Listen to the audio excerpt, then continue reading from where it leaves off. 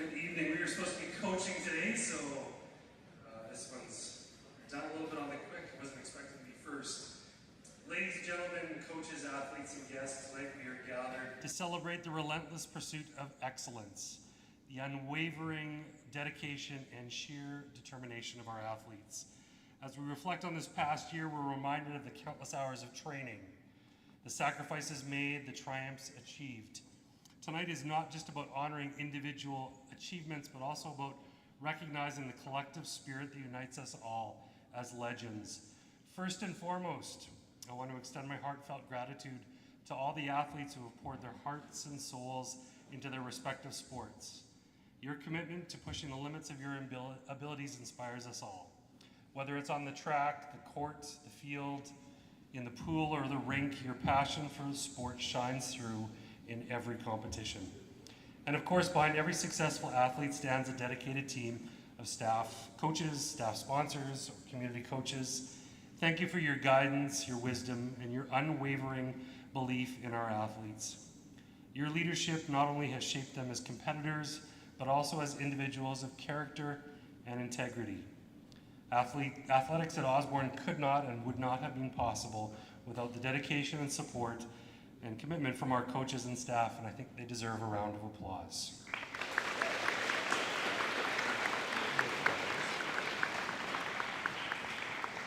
The hours you put into ensuring these young athletes have the best possible teaching and learning and mentorship is just simply amazing. Thank you, coaches, for your dedication to athletics at Osborne. I'd like to extend a special thanks to Miss Grael, our athletics DH, who saw me walk in with these, so I will leave them up here for her. You consistently go above and beyond to make sure our athletics program is the very best it can be. You are the rock, the foundation, and the heart of our program, and I'm truly appreciative of all you do to make our legends shine. Let's also take a moment to acknowledge the families and friends who have stood by our athletes through every victory and defeat.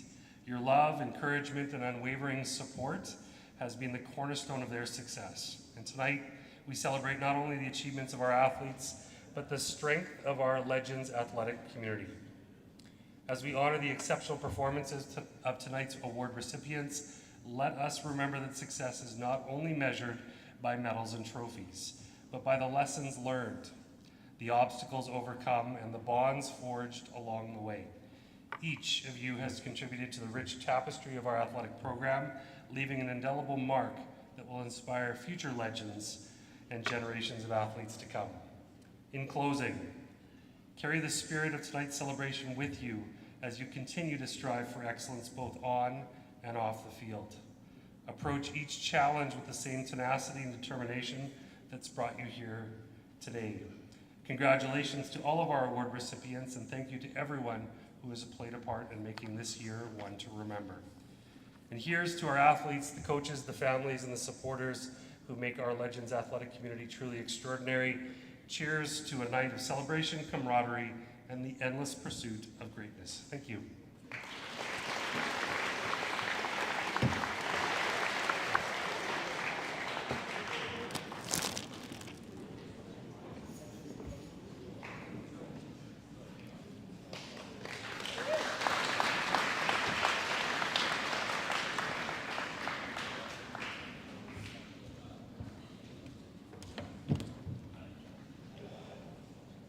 Thank you, Mr. Morrison.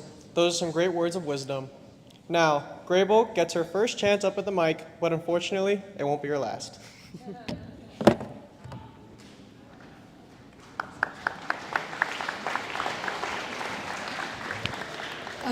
All right, I didn't write anything out tonight. Usually I write speeches and then it makes me cry less, but too many things to do. So this one's gonna be short and quick.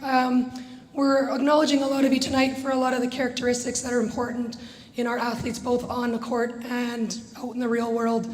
We talk a lot about the four that are up on the wall in here with passion, resilience, community, and character. Obviously, with what I've gone through this year, the biggest thing for me is family.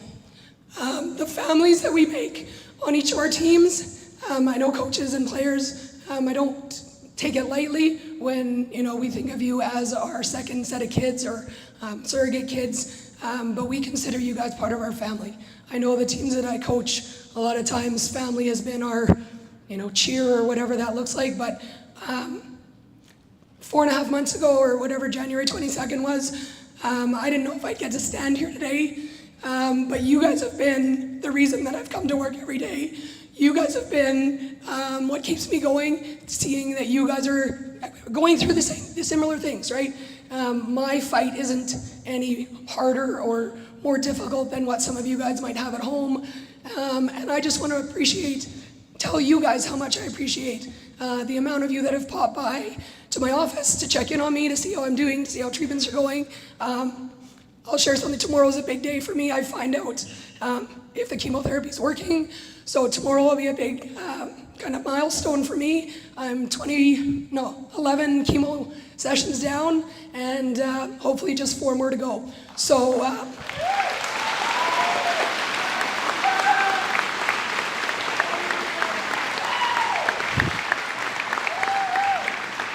that's it. I'm not pulling the cancer card at all tonight. These guys get mad when I pull the cancer card and make a joke about it.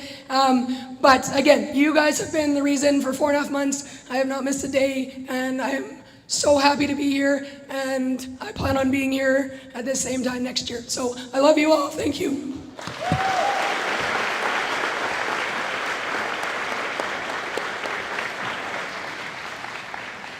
Thanks, Graves. Throughout the course of the night, we will be presenting awards to almost 100 athletes for their commitments to the teams upon which they have played. These awards will come in different categories, including medal awards based on the number of teams an athlete has played on while at Osborne, team awards, and major awards, including our new pillar awards in athletics. So to get things started, we will begin with our team awards. These awards have been changed slightly this year to reinforce the legendary characteristics which our athletic program values. All teams will be recognizing a most legendary player, which is presented to the team member who not only demonstrates exceptional skill, but also represents Osborne athletics through their performance, attitude, leadership, sportsmanship, cooperation, and contributions outside of team activities. In addition to their Legend Award, coaches had the choice of additional awards including Heart and Hustle, Top Rookie, Most Improved, and Most Skilled. As we are lucky enough to have Rob Hislop, our incredible photographer, here tonight to take our pictures. If you are called as an award winner, please come to the stage to receive your plaque, and then head to the back photo area where Rob will take your photo. Getting us started today will be Mr. Smith to present awards for a couple of teams, including golf and swim.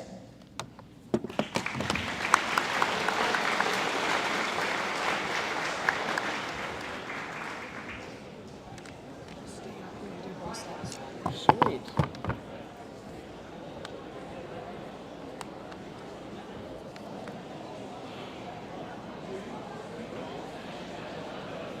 All right, we're going to start off with golf. So this was a phenomenal season for the golf team this year. Both our women's and men's teams qualified for provincials. And with that, this was the first time our men's team had ever done that. The women's team finished with a silver medal at the zone championships and the men a bronze. To continue on with the team awards, the men's team also won the silver medal at provincials, coming up just a few strokes short of gold. Individually, we also had 2 golfers this year win gold medals at tournaments, highlighted by Ryan Garbett winning the Edmonton Metro Zone Golf Championship, shooting a 2 under 70 in the championship.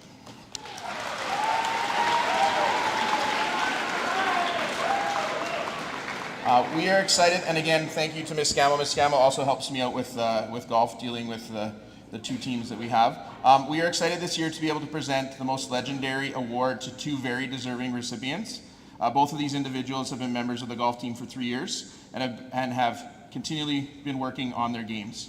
Both have been driven to get the Osborne the provincial berth for the first time in men's golf. Both golfers won a tournament this year and are both heading to the U.S. to play golf at the college level. The most legendary award winners for golf are Ryan Garbett and Daniel Boyle.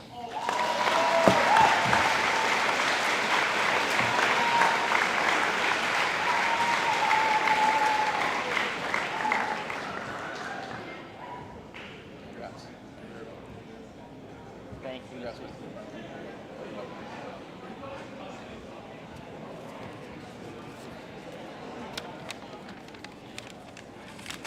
Put that one in the pocket, one of the many that I have. All right, now to swim. So this year's swim team had a successful season. Started off a little crazy. We had to do some practices over at Jasper Place because Twilliger wasn't open. The team consisted of 53 swimmers with 36 competing in the divisional and city championship meets.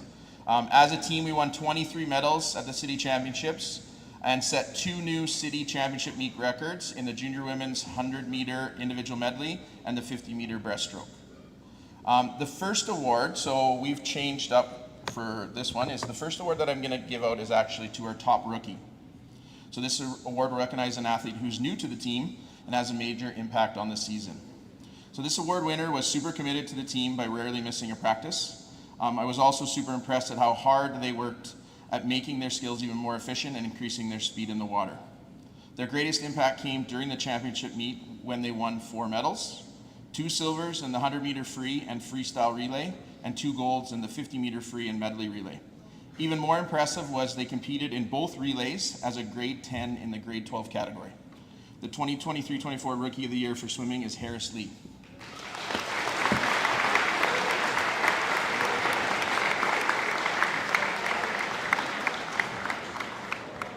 Oh, there he is.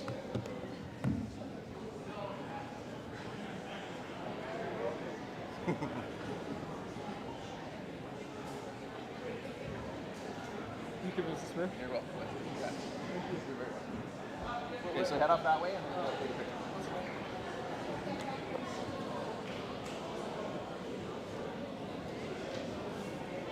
Now for the most legendary athlete, I wanted to recognize an athlete who is a fierce competitor in the pool, but was also a good teammate. This athlete was in 4 final events at the city championship and exemplified a good teammate through their consistent work during practice and willingness to help others get better at every skill in the pool. They are also more than willing to compete in events outside their grade level to ensure more members of the team got an opportunity to be successful in the meets. I was also impressed at how this individual, along with their group of friends, really brought out the team spirit at zones and city event with their Sharpie tattoos and positive energy. So the 2023 Most Legendary Award winner for swimming is Mia Lastovka.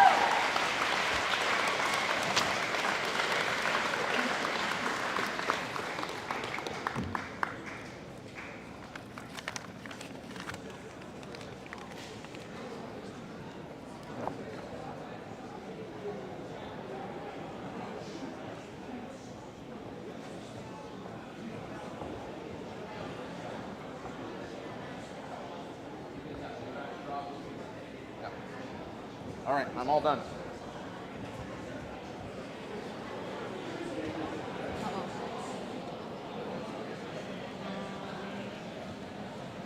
Okay. Oh, that's you. Yeah. Next up will be the awards for the cross-country team. Could Mr. Robertson, Mr. McCoa, and Ms. McKay race their way up to the stage to present the awards?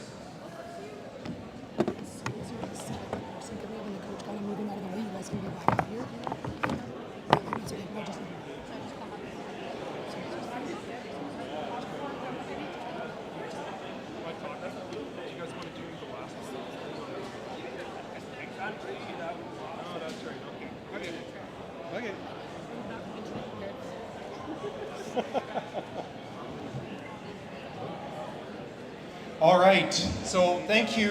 We're going to change things up here a little bit as well. So we're going to do our awards this evening for our top rookie, our most improved player, and our most legendary player. Our cross-country team had an outstanding season with over 20 athletes participating in 6 different meets throughout the year. We had a very committed group of athletes who met every morning, or not every morning, every other morning at 7:30 in the morning, 3 days a week to train. Over the course of our season, our athletes improved every week, with team members coming very close to the top 20 in every category. We had a great showing at zones, with several athletes just missing the cut for provincials. We ultimately sent 4 cross-country athletes to provincials where they did exceptionally well. The first award we're going to do this year is for our most outstanding rookie. Our most outstanding rookie this year exemplified what it means to be committed to a sport. They came into the season in great running shape and continued to improve throughout the season. They participated in every practice, whether it was sunny, rainy, freezing, cold, almost snowing, and they never wanted to miss a practice even if they were injured. They pushed themselves at each practice and at every meet. This consistent improvement and excellence propelled this athlete to a zones win and the provincial championships. They became a leader to our other first-year athletes and exemplified the characteristics of being an outstanding cross-country athlete. It is my honor to name our most outstanding rookie, Mohan Bahati.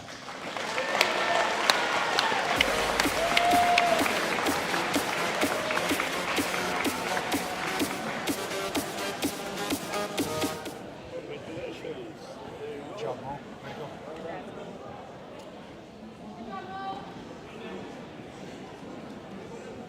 Okay, our change-up is our most improved cross-country athlete. And our athlete that was our most improved has been with the team for 3 years.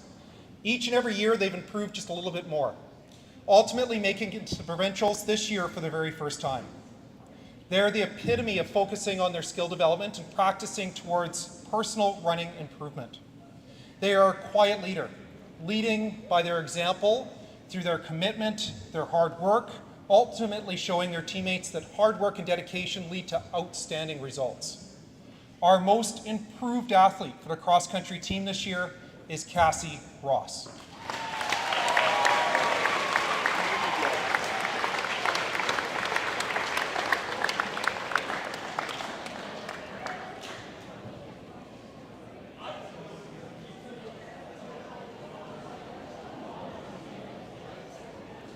Way to go, Cassie.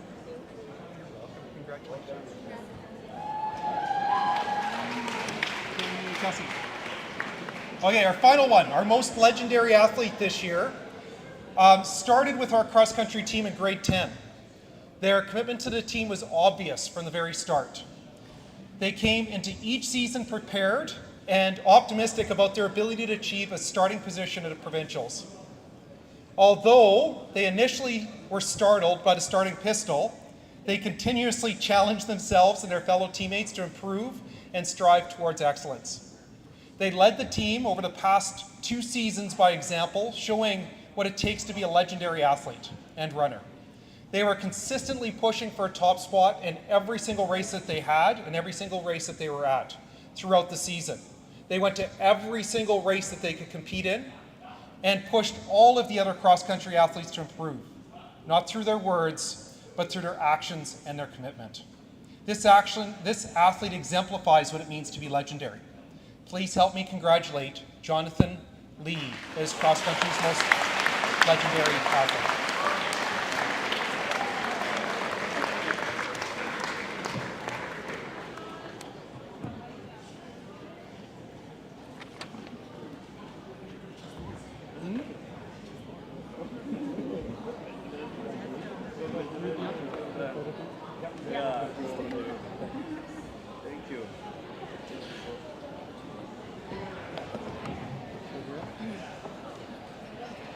Congratulations, everyone. Our next team up is curling, so we would ask Ms. Scammell to please come to the stage.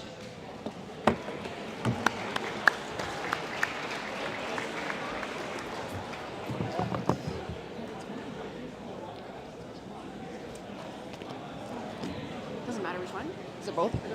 Okay. All right, good evening. So I have 2 awards this year, one for most legendary player and one for most skilled player. So I'm going to start with most legendary player this year, and it goes to a student that's grade 10, Anara Ozraf.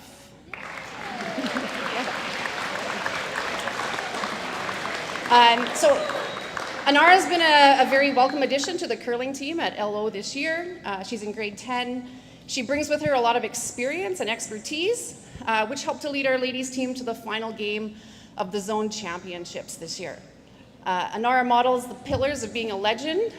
She has passion for her sport, resilience. We had to do some bouncing back after a tough loss, character, Displayed in her sportsmanship every game, every time she's on the ice. And community, she's built really strong bonds within her team and lasting friendships. It's been a great start to Anaya's curling experience here at LO, and I look forward to what the future holds. Anaya. Good job. Oh, you look lovely. Thank you. Great. There you go. You look great. And the second award goes to our most skilled player, and I don't think this will be any surprise to anyone who knows that, Noah Mason-Wood.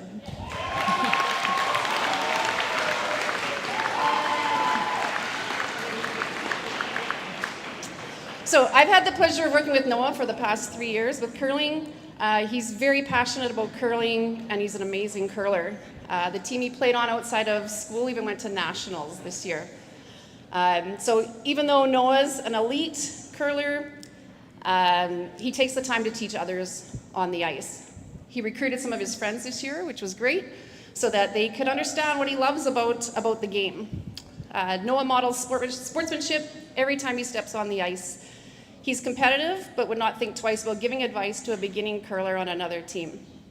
His journey is over this year at LO, but definitely not in the curling community.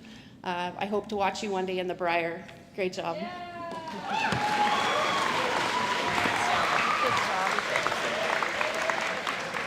Thank you very much.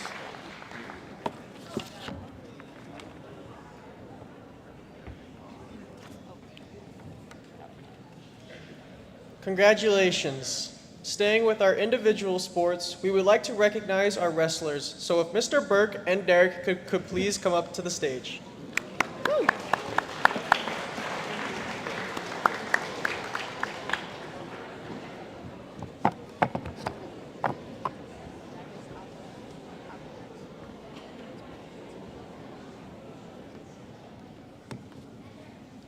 All right, I got a bit of a cough, so I'm going to try to go slow so that I don't cough all over the mic. Before I get going, though, some awesome guy told me that I should come up here as a dare and tell everybody that I look terrible. So I look terrible. You look fantastic, Mr. Wang. Good evening, everyone. Being here tonight at the Lillian Osborne Athletics Banquet is a great honor. I'm Coach Burke, and this is a legendary Mr. Wang, our team's assistant coach. I want to thank my legendary assistant coach who was there at every practice to help me this season. Also like to thank Ms. Grael for supporting the team as the teacher sponsor and all the teachers who came out to supervise at the tournaments throughout the season. We couldn't have done it without you. A quick commercial before we begin. As we look towards the future, I want to extend an invitation to our grade 10 and grade 11 athletes returning next year. Consider joining the wrestling team. I guarantee it will be the hardest thing you'll ever do, but it'll set you up for life as everything else will seem so much easier. I would happily work with you at 7 a.m. twice weekly for 5 months during the winter cold months. So please do join and we'll help you out with that. Now for the awards. First, I want to recognize our Unsung Hero Heart Award recipient. This athlete wrestled on the team for all 3 years of high school. He has been a dominant force in one of the most challenging weight categories, taking on some of Canada's best trained wrestlers, and I'm looking forward to see how he handles wrestling bears as he pursues a career in the outdoors. I'd like to invite up and congratulate Jasper Petty.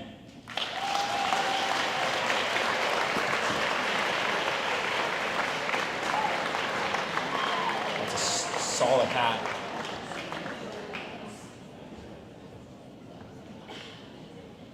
Thank you, sir. Our second award recipient is our most improved wrestler. This wrestler has also been on the team for 3 years, and this year was by far his best. He achieved a bronze medal in the city championships, qualified and participated in the provincial championships. It has been a privilege to work with this individual and watch him take his wrestling skills to the rugby pitch. I look forward to hearing about his future accomplishments. Please join me in congratulating Ethan Stonehouse as this year's most improved.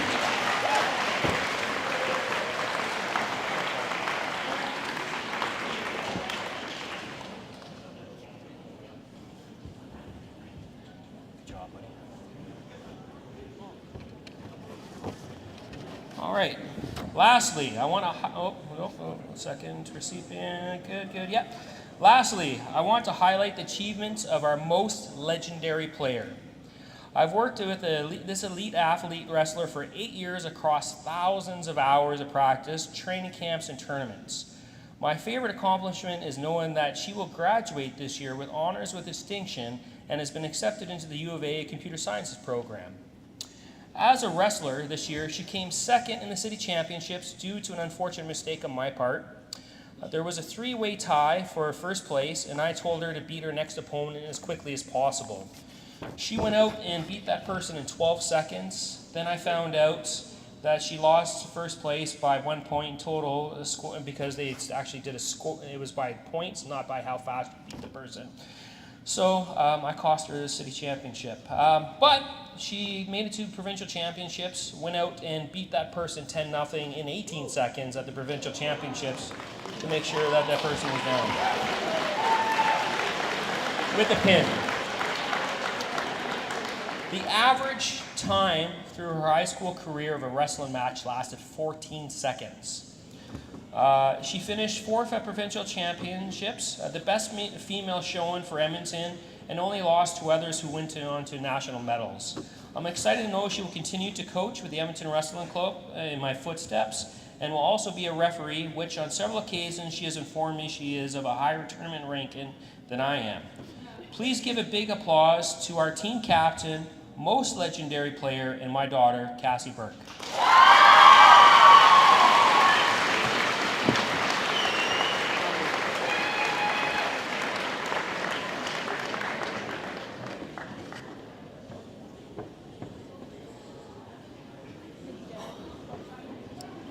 Thank you, and enjoy the rest of the evening.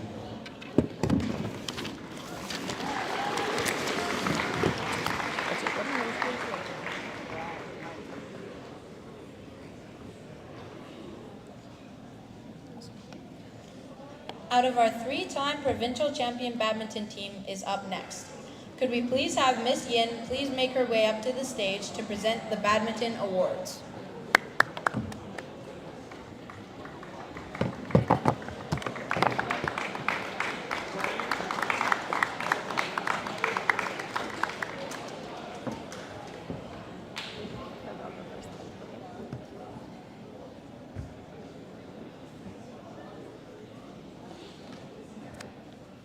Sorry, I had to turn up the brightness on my phone.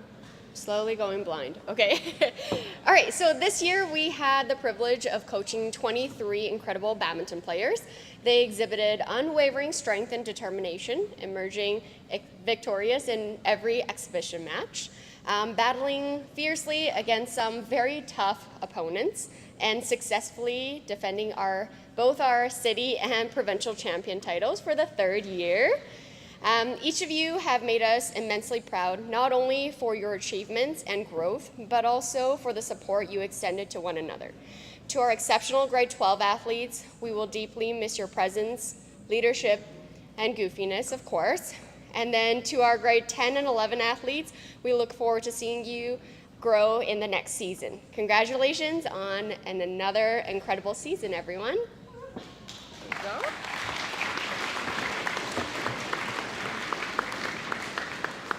Our first award goes to a player who, in just their first year, became a player who we could rely on to perform whenever we needed them to. Not only were they extremely committed and kind, they were supportive of their teammates and demonstrated incredible skill. I never needed to do much to coach them, and our team knew that we could secure whatever category we put them in. They took their games very seriously on the court, but off the court, they were sort of a comedian, making us all laugh with their incredible rapping skills. This player played singles, in my opinion, the hardest category, almost every single time for us, and after going undefeated through the entire season, they placed first in junior singles at provincials. I'm pleased to introduce our top rookie, Ryan Chen.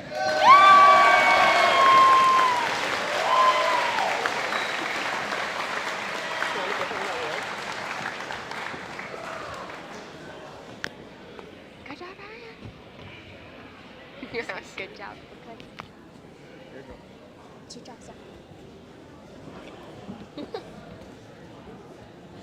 All right, congratulations, Ryan. Our next award goes to two exceptionally passionate players who, over their 3 years on the team, have exemplified kindness, respect, reliability, proactivity, and serving as outstanding mentors. One took on the responsibility of communications from day one, ensuring her teammates were always informed and sometimes, dare I say it, even reminding me of events, taking on our organization wizard, I suppose. And the other created Excel spreadsheets using statistics to help us with lineups and pairings, a skill that me as a math teacher found particularly impressive. The team relied them on their positivity, unwavering support as they consistently cheered on their teammates and fostered a motivating and supportive environment. Additionally, they were two-time mixed double defending champions at Provs. I'm pleased to present the Most Legendary Player Award to Emily Ho and Everett Lynn.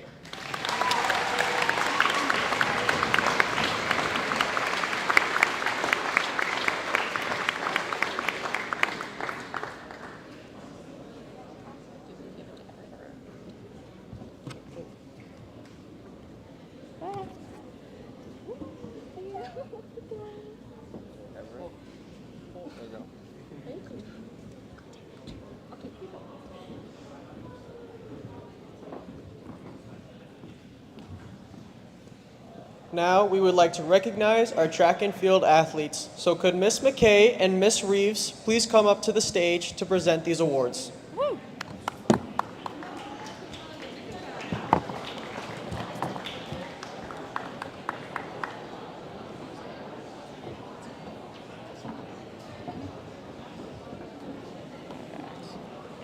Hello, everyone.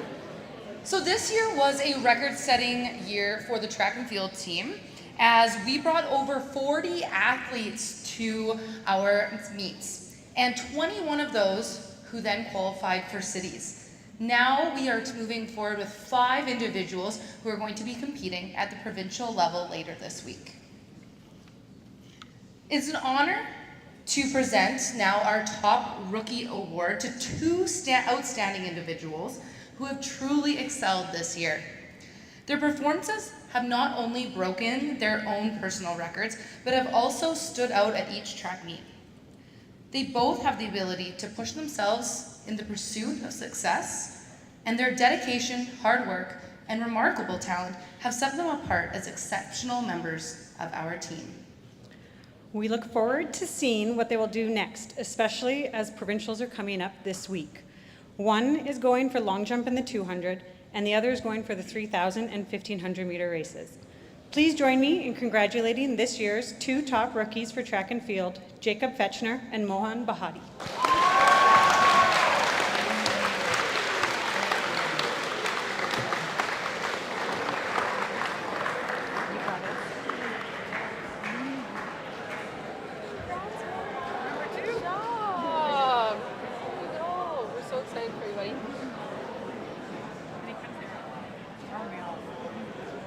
Haircut. It's throwing me off. I couldn't recognize you. Congratulations.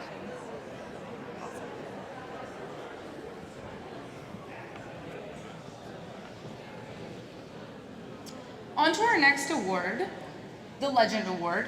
We would like to present this to an absolutely outstanding individual.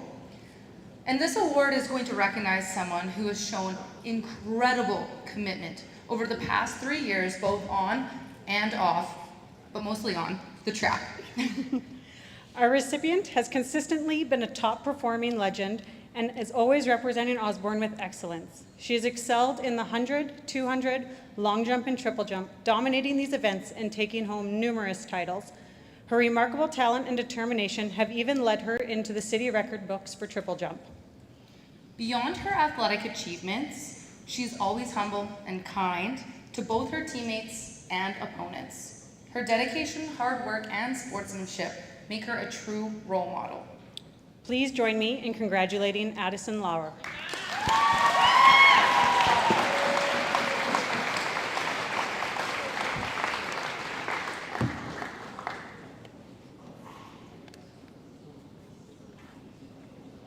Congrats,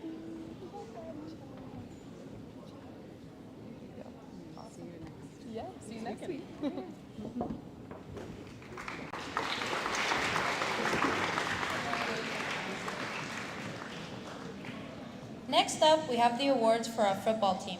Can Mr. Leong please come to the stage to hand off his awards? Yeah.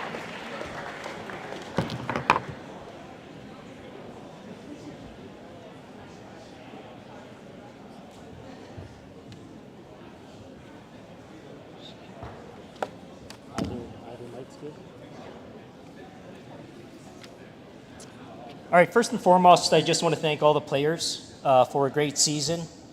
The commitment to a football team is definitely much appreciated. You know, we start 2 weeks before school starts in the heat. We're outside every day, 5 days a week, rain or shine, and even later in the season, blizzard at times. Just, you know, the expected physicality we expect those players to bring every day is something that we really appreciate as coaches and as other players as well, hopefully, to make ourselves better. You know, we always say first day of the season, that's probably the best they'll feel for the next 3 months, because after all the practicing and playing, their body will get worn down. And so, again, really appreciate it. And sometimes you might ask, like, why anyone would put themselves through that to say, I'm not going to feel any better later on. Well, I will say to you, you need to step on the field and find out why these guys do it. It's just an unbelievable feeling, I hope, for them when they are able to compete that way. So after all that, I just want to talk about our season really quickly. You know, they give all that effort, and unfortunately, we had a 5-1 regular season record, which was great, but unfortunately we lost on the final play of our semifinal game on a rouge. And if you don't know what a rouge is, it's CFL football. Look it up. You'll find out. And it was also disappointing because we would have had a rematch with Lizard. And I think one of the highlights of the season was right at the beginning of the year when we played Lizard. We're down 28-0, and the boys just brought it and came back to win 29-28 in that game. So, you know, one of the highlights of the season. I just want to mention, with close to 50 players on the team, it's hard to limit recognition to just a couple who I'll do in a second, but I just want to acknowledge some other award winners we had on our team, which include Jack Barry, Sky Barber, Omar El Ramli, Jabari Gale, Jack Keddy, and Elijah Brown. Those guys won awards for various categories for our team. But for tonight, I want to recognize a couple players. I'll start off with our most skilled player. Not that it was by default, but he and Parham were kind of the last guys standing on our offense. We had so many injuries. We had a bunch of, you know, stuff that happened that unfortunately didn't allow us to put our best team on the field. But you know what? This guy was a 3-year player. We moved him in positions. He did all he could. And the winner of our most skilled player goes to Max Anderson.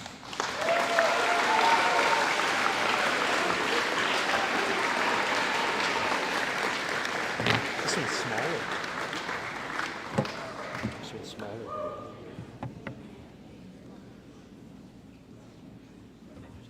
Yeah, good job, buddy. Thanks. Congratulations. Cool.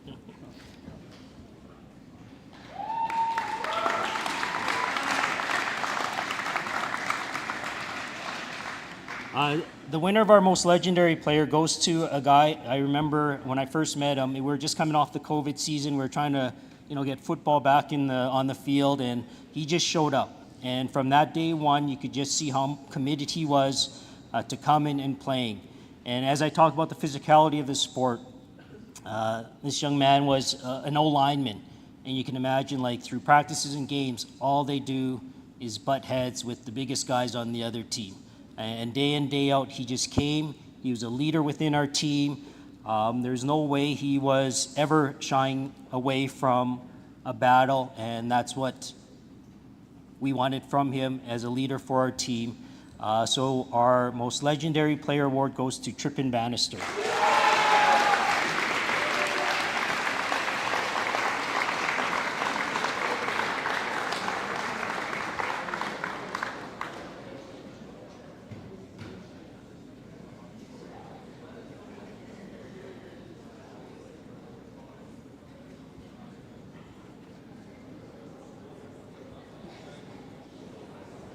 job, Trip. Glad you could make it.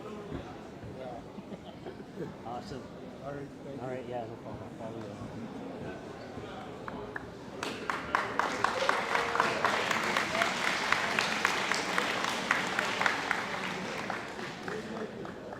Back out to the field is our women's flag football team. So could we please have Mr. Jeffrey come to the stage to give out his awards?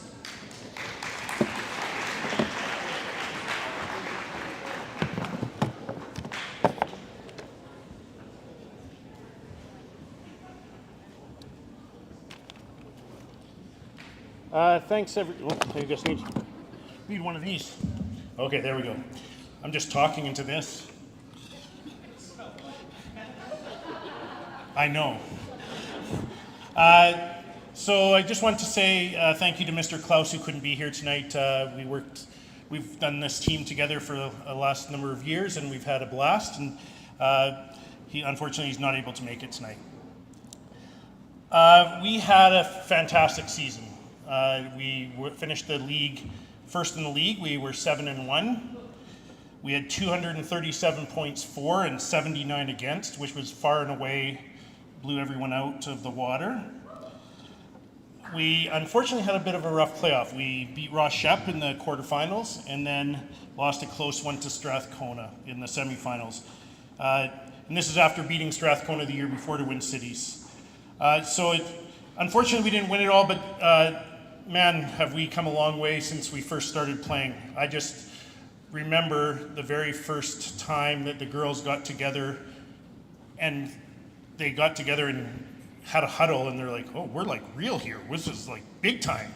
And the flag football is now an Olympic sport, so the popularity of flag football is just shooting through the roof, and we're really excited to have a quality program here and kids who love it.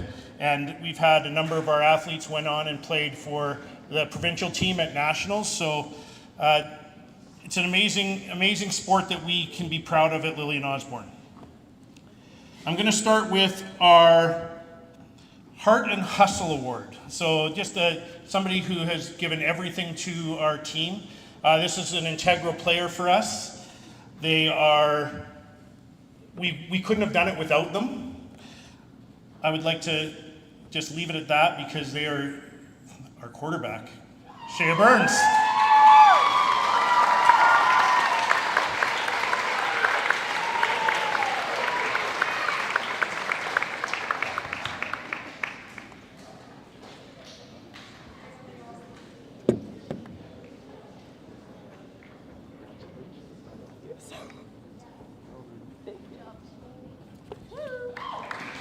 Congrats, Shane. This year I had to go on a bit of a different tangent. I couldn't separate it, so I am actually going to I have two of the most legendary players, one from offense and one from defense.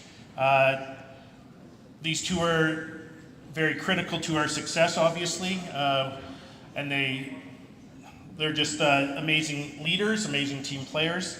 I would like to call our most gifted offensive player, Layla Jaber, and Emerson Hanrahan on defense.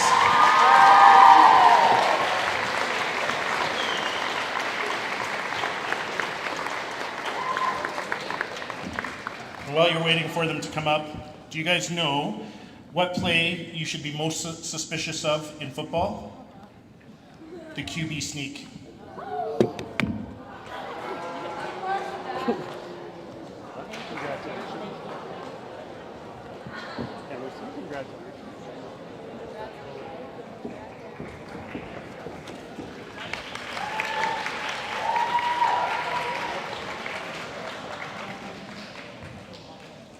Now let's kick it over to the other version of football.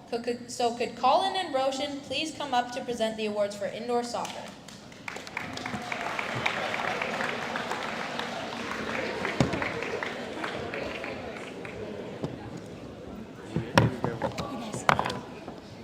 All right, how we doing? I'm Roshan. This is Colin. Saw a couple teachers roll their eyes when I walked in. So we were coaching indoor soccer this year with Mr. Klaus. Couldn't be here with us tonight. You know, miss him. He had to go pick up his daughter from dance class. So we have 3 awards here. We got 2 most legendary players, 1 heart and hustle. So I'm gonna give it off to Colin for the first 2. All right, thank you. So first off, I want to say we have 2 most legendary players. These are 2 of the most technically gifted players I've ever seen here. As a former winner of this award, actually, I know this is probably the most important and prestigious award tonight. One of them, was always able to hit the net. The other one, not so much, unless he was promised junior chicken for a goal by this guy. I would like to call, I hope they're here, Hannah Corrigan and Jackson Fuller.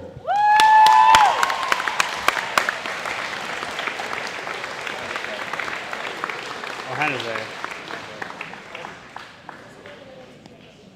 Do we wait? Do we wait for them? Jackson's not here. Yeah, no, isn't he like training or something? I don't know. Thank you, Jackson's not here. Oh, okay. Great job. Thank you.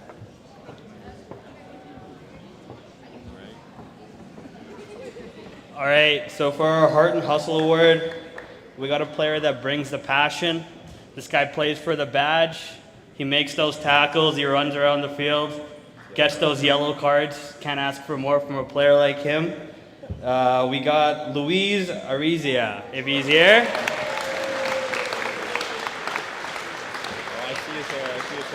Oh yeah, get up here. Get a run in. One more round of applause, please. Hey, I've never seen this guy come out. Yeah. There we go, buddy. There we go, man. So, pretty good season we had. Lots of W's. If Sharif's out here, biggest W of the season was Sharif got to talk to some girls on the team for the first time. Yeah, big round of applause for Sharif. And thank you guys for the great season. Appreciate it.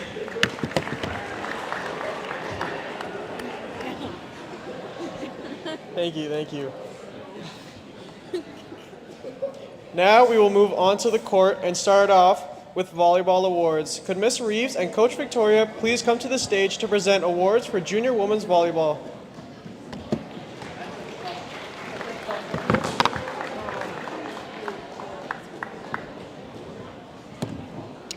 All right, I don't have any shout-outs as impressive as that, but this season for the junior women's volleyball team was one of much growth, and these ladies really showed true determination and grit, including tournament wins, overthrowing our season rival in the semifinals, and then making it to the city finals. The most notable thing about this team was the way that they came together to support each other, including making individual cheers for everybody on the team, and also both Victoria and I could not be more proud of this group of girls. Tonight, I have the privilege of honoring one of the most skilled athletes on our junior volleyball team. We noticed her immediately at tryouts, and she continued to lead and impress her coaches throughout the season. This player has dazzled us with her skills, running an unstoppable offense that was pivotal to our success. This athlete kept opponents guessing with aggressive serving that turned the tide in many of our matches.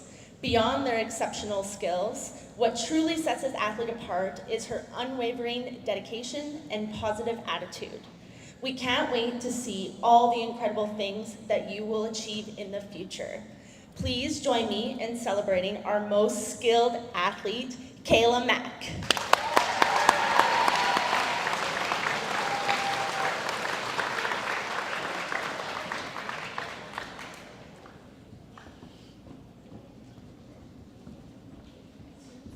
Congratulations. Oh, I want to have it. Oh, you want to have it.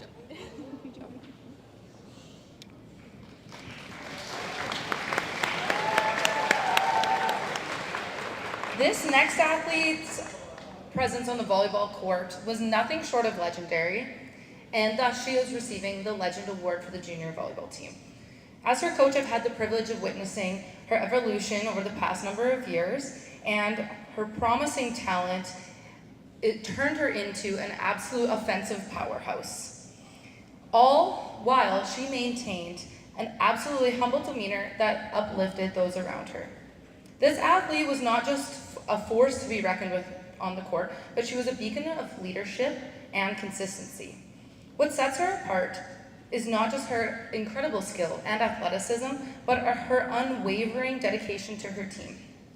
Despite her numerous kills and aces and compliments from other coaches during the season, she remained grounded and focused on uplifting her teammates.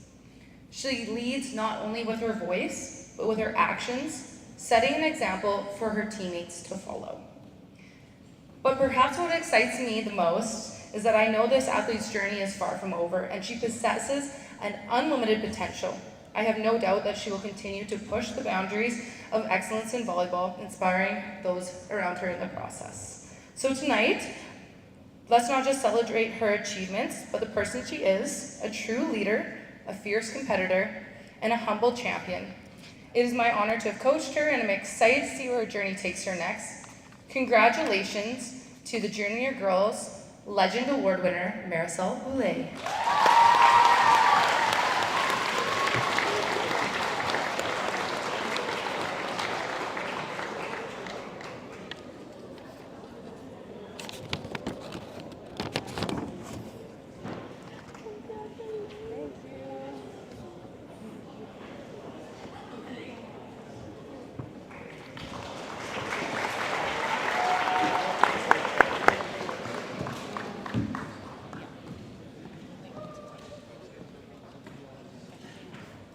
Next up, we will have Conrad and Rion come up to the stage to present the awards for the junior men.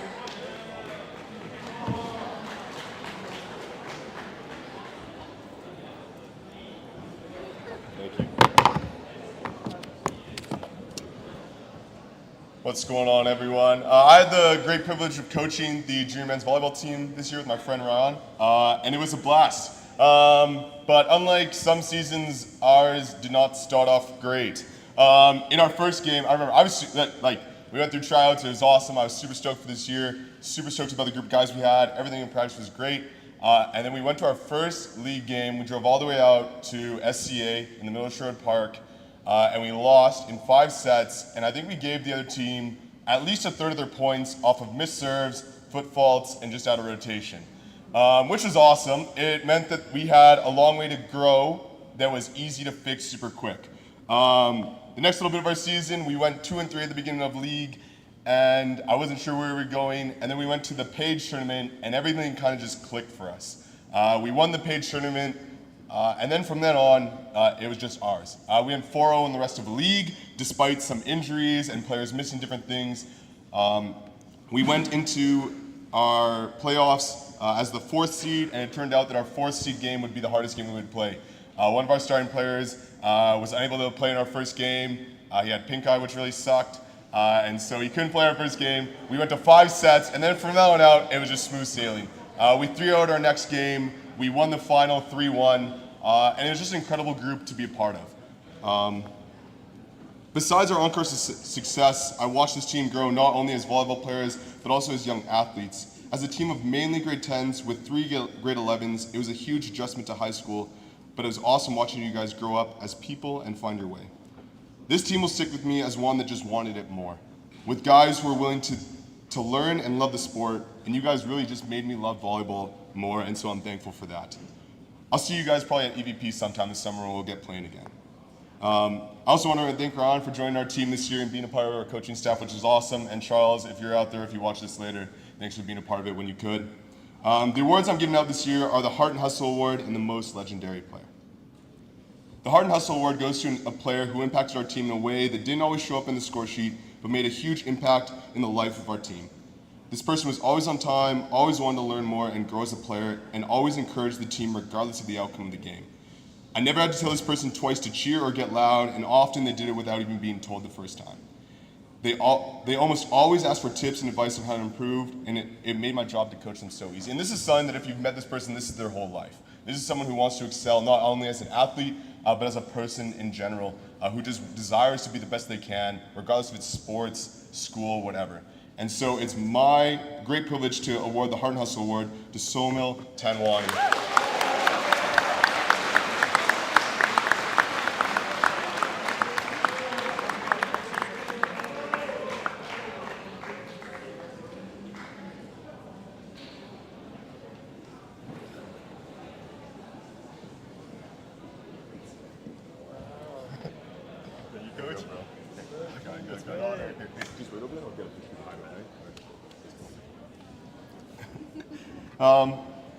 The most legendary player award goes to the player who not only impacted the game at the highest level, but also exemplified the values and characteristics of an Osborne athlete and leader.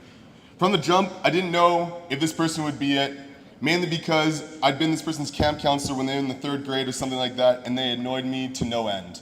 But I learned quickly that this person would not just dominate the game, but also lead the team with them as they dominated. This person was easily the best player in the gym, in any gym he walked into, but he wouldn't be able to tell from how he composed himself or how he treated his teammates or the people he was with. Though there's plenty to be said about his skills, you can go watch his highlights if you want and you'll see how good he is. This person was more than just a great player, but they were an incredible leader. And by our city final, they were leading our timeouts and calling us to action and calling the shots, and I was impressed by the outspokenness of this 10th grader.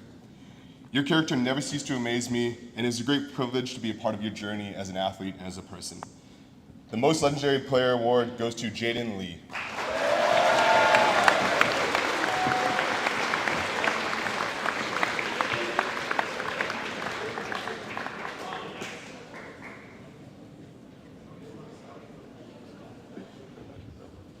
Congrats, bro.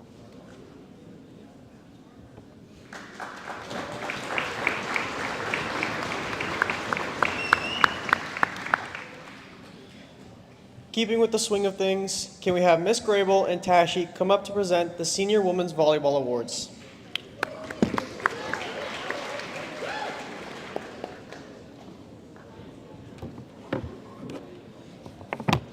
Whenever I get to today, I always forget that volleyball season actually happened in this school year, because it seems like it's been so long ago and so many sports and stuff have happened since then.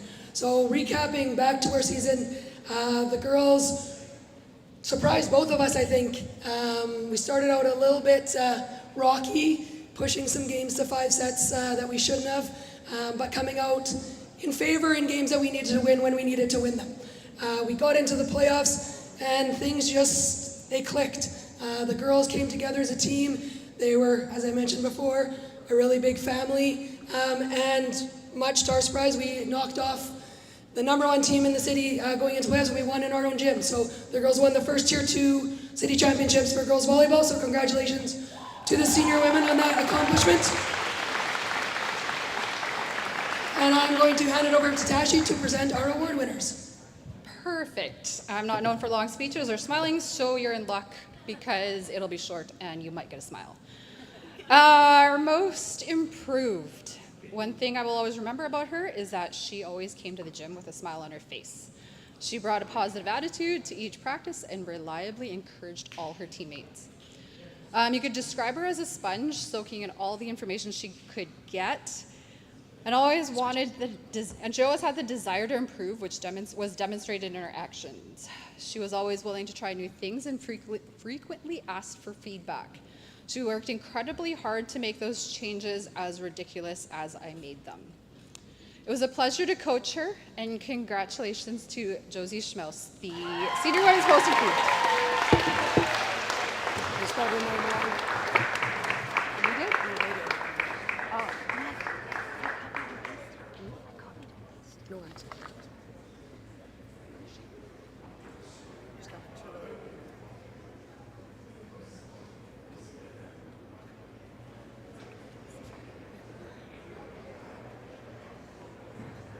Sat at the farthest table. I probably should have gone the other way. Thank you. They spelled your name on this wrong, so I'm going to get it fixed. Yeah.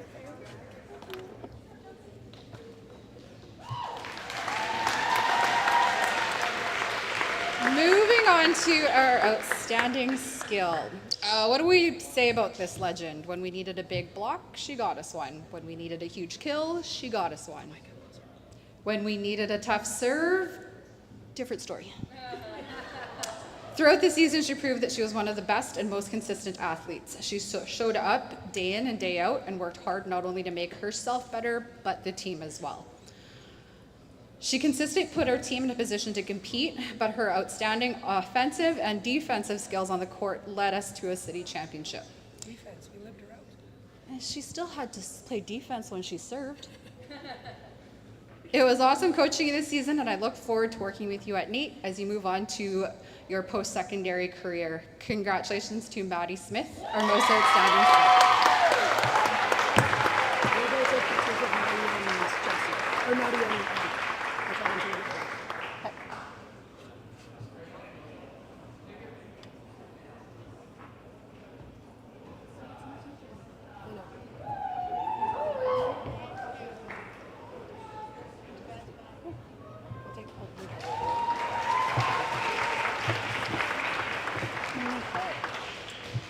And lastly, our legend. What makes someone a legend? By definition, it's someone who leaves behind an unforgettable impression on others.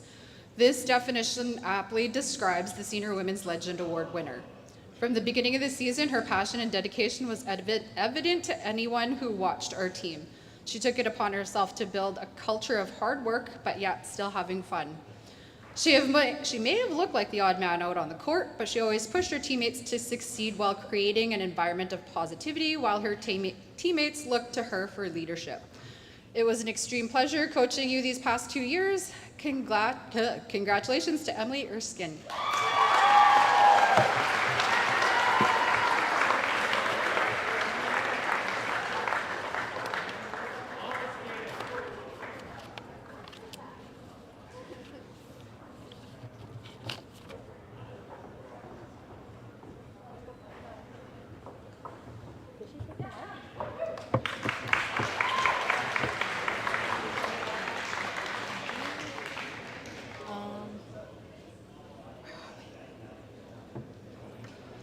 One more volleyball team to go. Mr. Brimacombe and Spencer, please make your way to the stage to serve up the Senior Men's Volleyball Awards.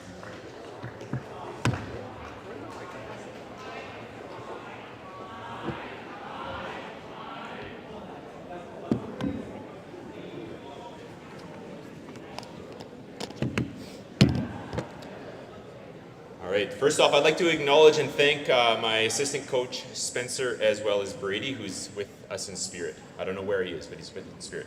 I want to do something a little bit differently. I want to acknowledge and thank the graduating grade 12 athletes on the team for their contribution to our successes. This is in order from most to least Greek on the team. So we got Costa.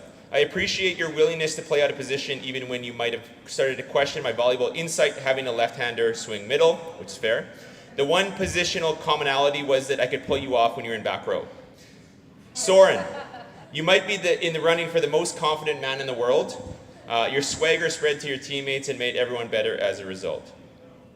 Ada, even though some of your celebrations resembled a professional wrestler, I love the intensity and energy you brought to the court, as well as our conversations we had on and off. Gary, thanks for being a positive role model, even when you weren't playing as much as you'd like. I told a colleague when I made the final cut that every team needs a little Gary Zhang on it, so I was right. Yeah. Seth, much like myself in high school, you suffer from tall guy syndrome, forced to play middle based on your length, nothing else. With that said, by the end of the year, it was hard to take you off the court because you played so well. And Mike, torn bicep or not, you accepted your physical limitations and continued to play and help the team. When it was going, few could change the outlook of a set with their serve like you could.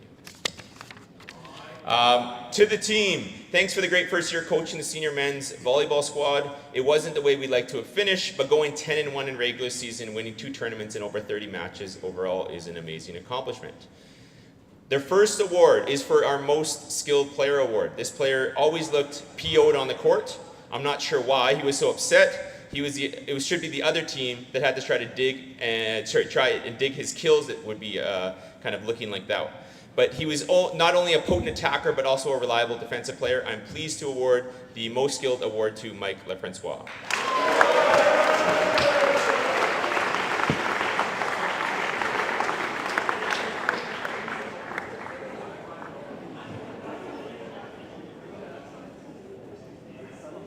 This is sunny in here.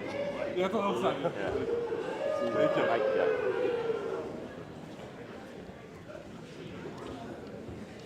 This athlete was exceptional for our team throughout the year, bringing vital energy and skill to the most challenging position. His contributions were key to our success this season. The most legendary player award for the senior men's volleyball team goes to Soren Falahi.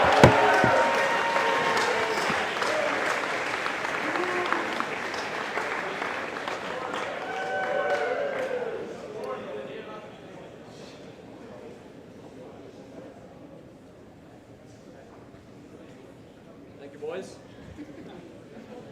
Yeah, it's always easy, man. Thanks. See you at the Bears. Sure.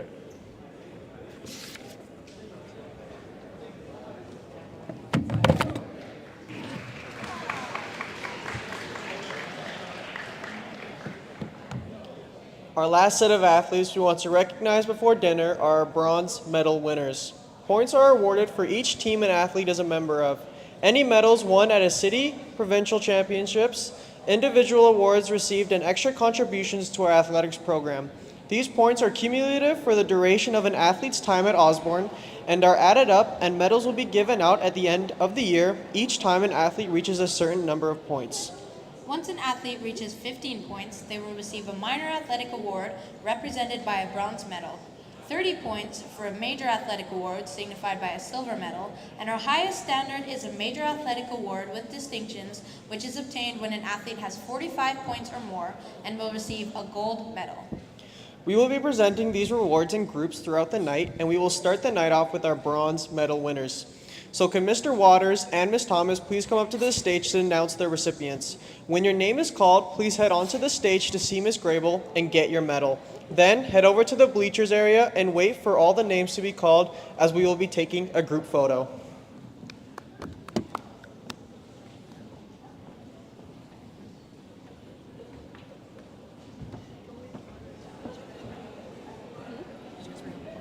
So they're in order this way. This is also half right. Well, I thought you were going to go like 1, 1, 1, 1, so that we Doesn't matter. Yes. I'm gonna do 1, 1. Is this on? Oh, it is on. Nice. The first recipient is Sharif Anmar.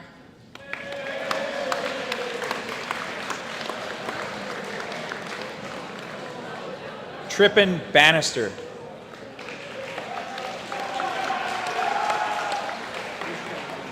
Jaylene Bossy. Adam Bell. Mohan Bhatti. Daniel Boyle. Jacob Ching.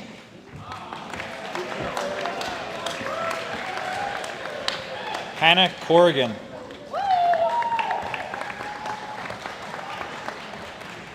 Brooke Desmarais.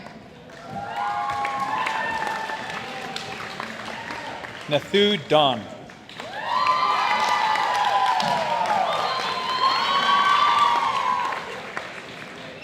Kaylin Elford.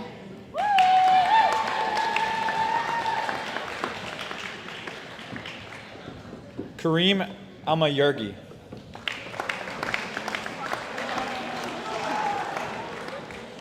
Emily Erskine. Eliana Farthing.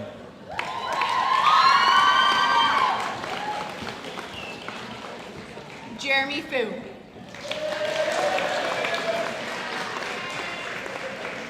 Glenn Gallup.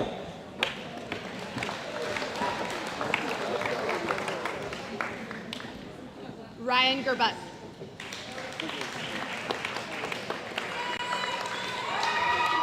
Mohammed Ghanem.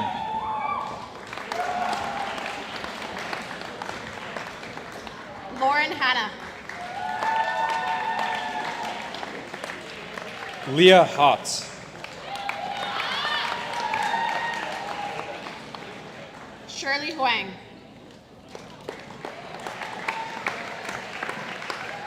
Sean Jin.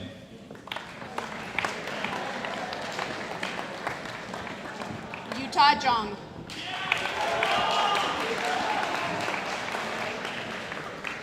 Jack Keddy.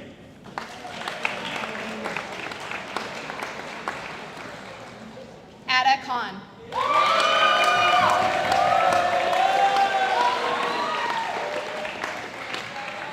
Carol Karana.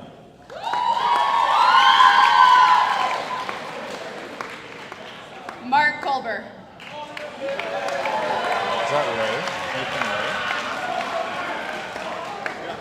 Ethan Lay.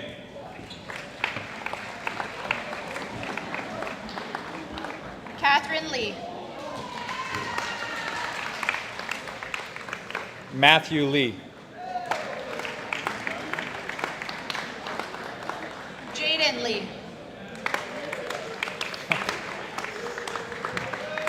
Jocelyn Lee. Jonathan Lee. Braden Liu.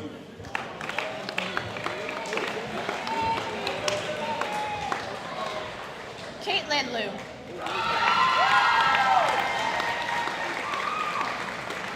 Tracy Liu.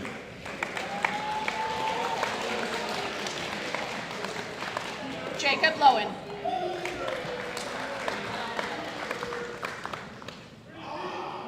Ryan Lowell. Josh Laughlin. Kennedy Merritt.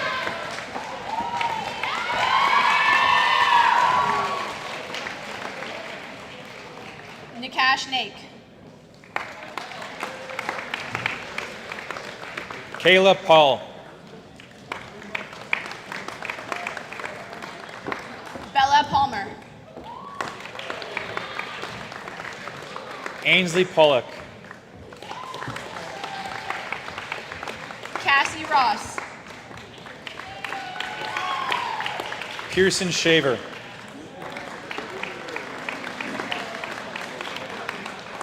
Natasha Sheehy. Christina Shee. Preston Shee. Maddie Smith.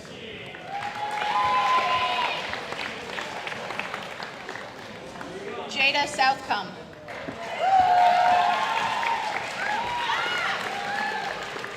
Eva Stone.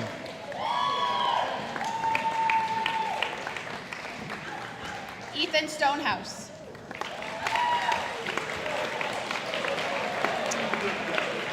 Somil Tanwani. How do you say Costa's last name?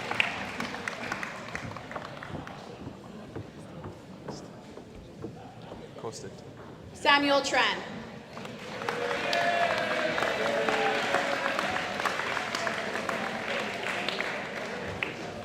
Costa the Greek.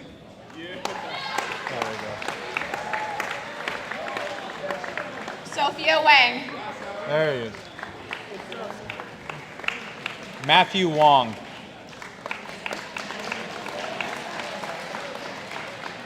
Mary Wu. Ryan Zhang. Mandy Zhao. That's it.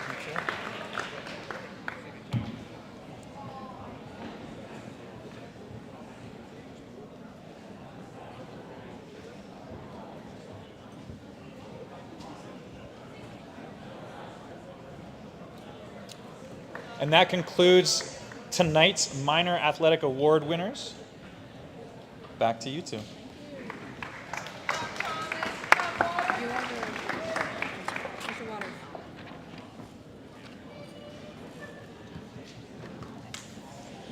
Thank you guys. We will now take a break from all of our award presentations to interrupt this evening with a delicious meal courtesy of Majestic Catering.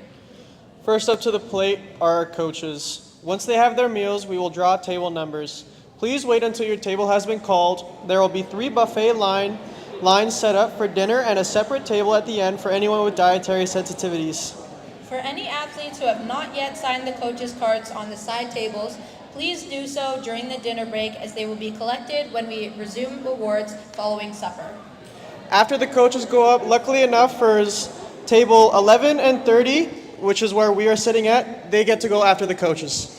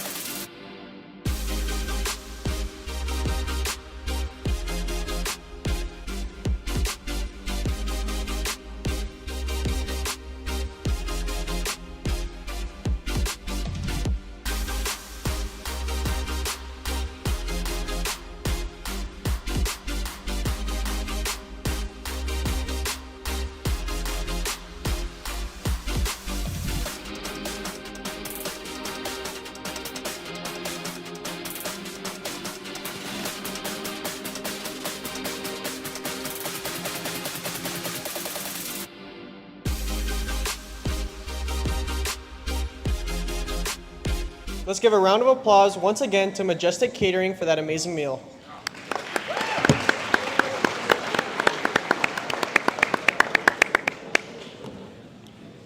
Well, that most definitely will be a hard act to follow.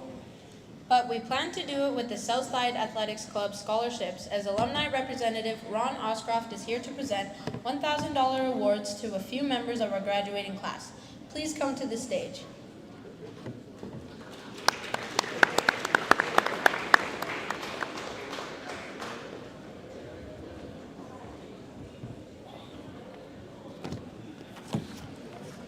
Good evening, everybody. Thank you for having me. Pleasure to be here. A couple of Southside Athletic Club graduates you may know of. Mr. Murray Smith up here at the front table. And another guy you might have heard of, Stuart Skinner. Anybody know that guy? Go Oilers! I'll be short and sweet. Southside Athletic Club alumni is a group of individuals who have played, coached, managed, been on the executive, or had sons and daughters who participated in our programs. Although hockey is our sport of choice, our mandate is to support all student athletes across South Edmonton. So if you live in South Edmonton, got great academics, great performance in sports, and good community service, you're definitely eligible for a scholarship. The alumni started in 1996. We started giving away scholarships in 2001. To date, we have given away almost $600,000 in scholarships. Really? I'm not going to repeat my speech because I know you won't stay awake long enough to hear it. It gives me great pleasure to award 4 scholarships to Lillian Osborne this year. First recipient of $1,000 scholarship to post-secondary education is Farhan Ayob. Come on up, Farhan.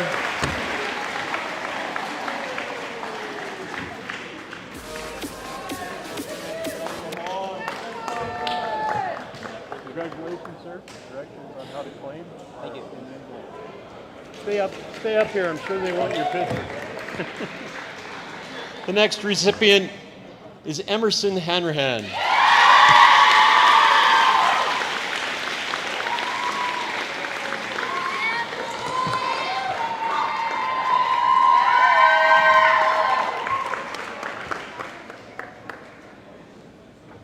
Congratulations.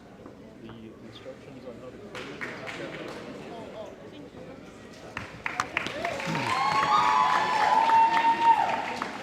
And next, congratulations to Matt Fetchner.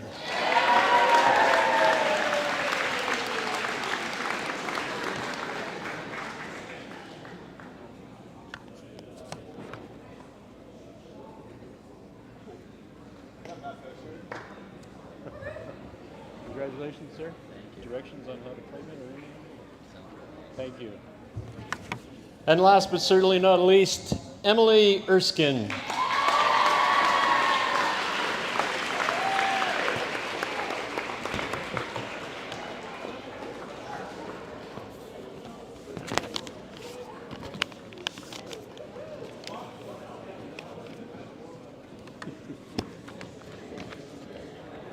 Congratulations. Before you go, instructions on how to claim it are in the envelope. Let's hear it for all our winners.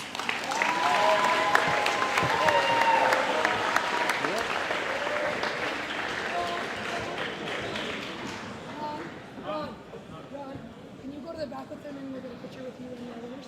Sure. Thank you. Congrats all of you. Now we would like to acknowledge our major athletic award winners who will receive their silver medals. Could Mr. Brimacombe please come up to the stage to read out their names? Winners, please follow the same process the winners did when receiving their bronze medals.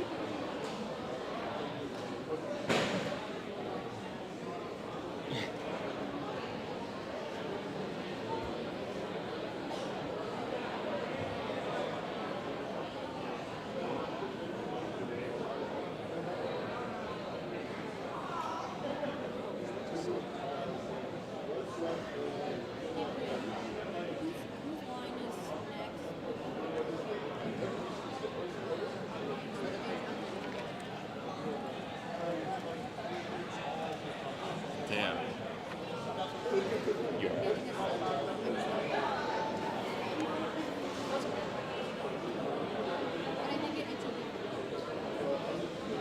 I don't know. Do we just go?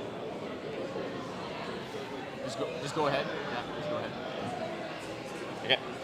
All right, we'll get going here. A little technical difficulties, that's okay. Our first award winner for the Silver Athletic Awards is Luis Ariaza. Matea Bro.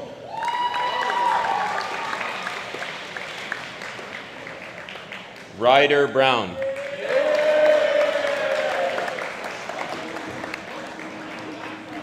Cassie Burke.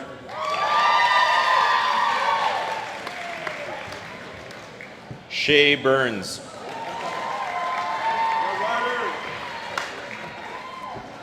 Hannah Corrigan. Danica Davidson.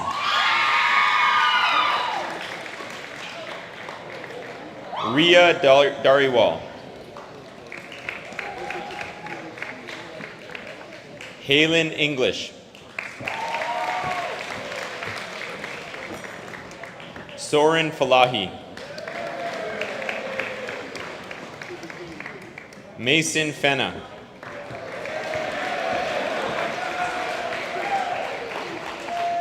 Lucas Forsyth. Brooklyn Harper.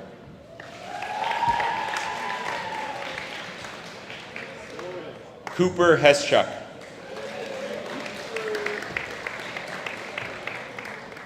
Emily Ho. Sean Jin.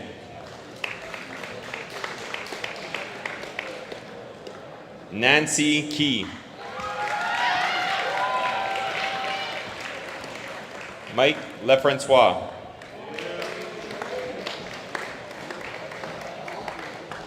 Everett Lynn.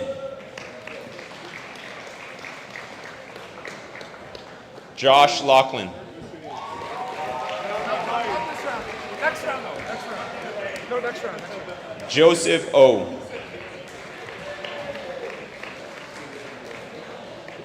Caitlin Roque.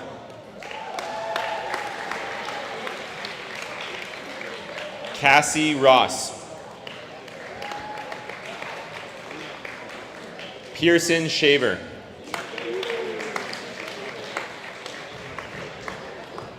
Jadzia Trong.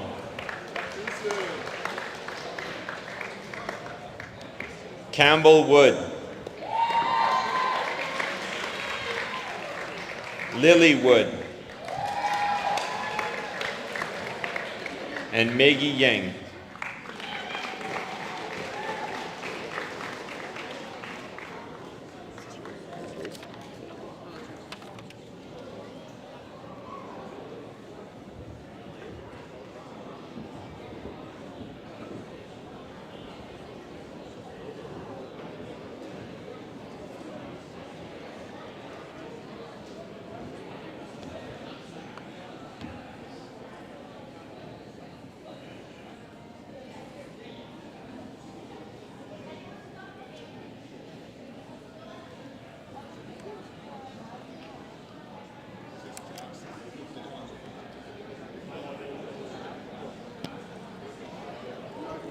Heading back inside to the court and changing up the ball, could we please have Miss Thomas come up to the stage to present the awards for junior women's basketball?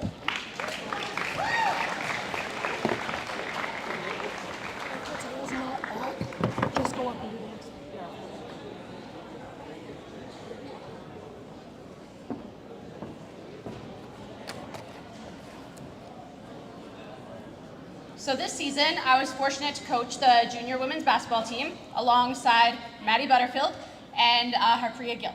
They sent their best tonight as they couldn't attend. It was an honor to coach this team and the players, and to see their hard work ethic, and their eagerness to learn that they brought to everything that they did.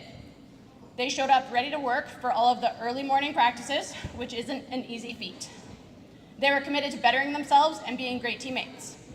At the DAA tournament, we earned a silver medal, And I'm excited for the players to earn even more wins next season as they grow with the game of basketball. So congratulations to all the players for the season. On to the awards. We'll start with the Legend Award. The Legend Award goes to a player who showed a high level of coachability, determination, and leadership. They were relentless underneath the basket with tough defensive boxing out and a great touch to sink baskets for 2 points posting up. The fire, intensity, and positive attitude was contagious with their other teammates. So congratulations goes to Stellatrice.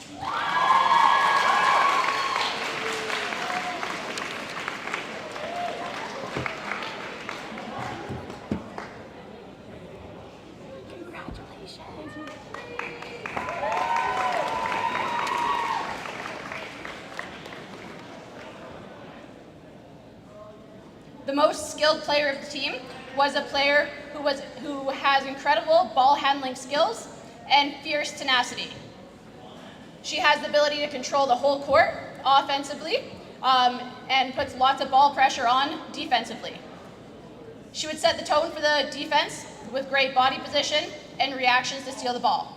Offensively, she could see the gaps for cutting and finish with her on-point shooting. As the most skilled player, she made all of her teammates around her better and continues to work on her game in the mornings before school. Congratulations, Jude.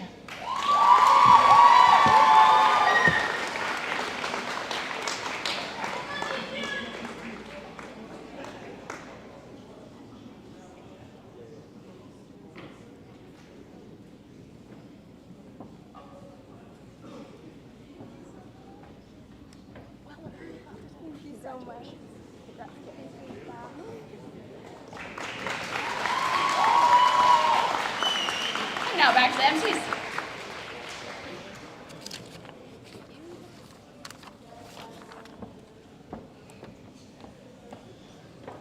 Next, could Coach Ish and his coaching staff please come out to present the Junior Men's Basketball Awards.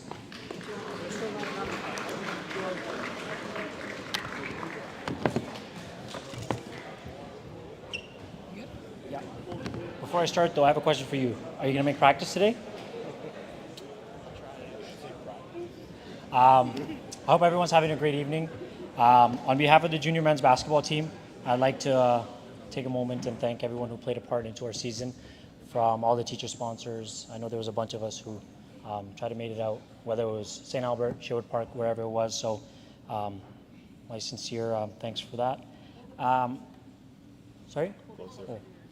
Typically, we don't like to put a huge emphasis on individual accomplishments, but on nights like tonight, I think it's important to showcase not only great talent, but great teammates. So for our first award is the Most Improved Award. This award goes to someone who has shown incredible growth and resilience throughout the season. They've been a huge role for our team's success this year, and this award goes to Mr. Mike Pastorica. I hope I pronounced your last name right. Congrats, Micah. I saw him earlier here. Oh, there he is. You want to hand him over?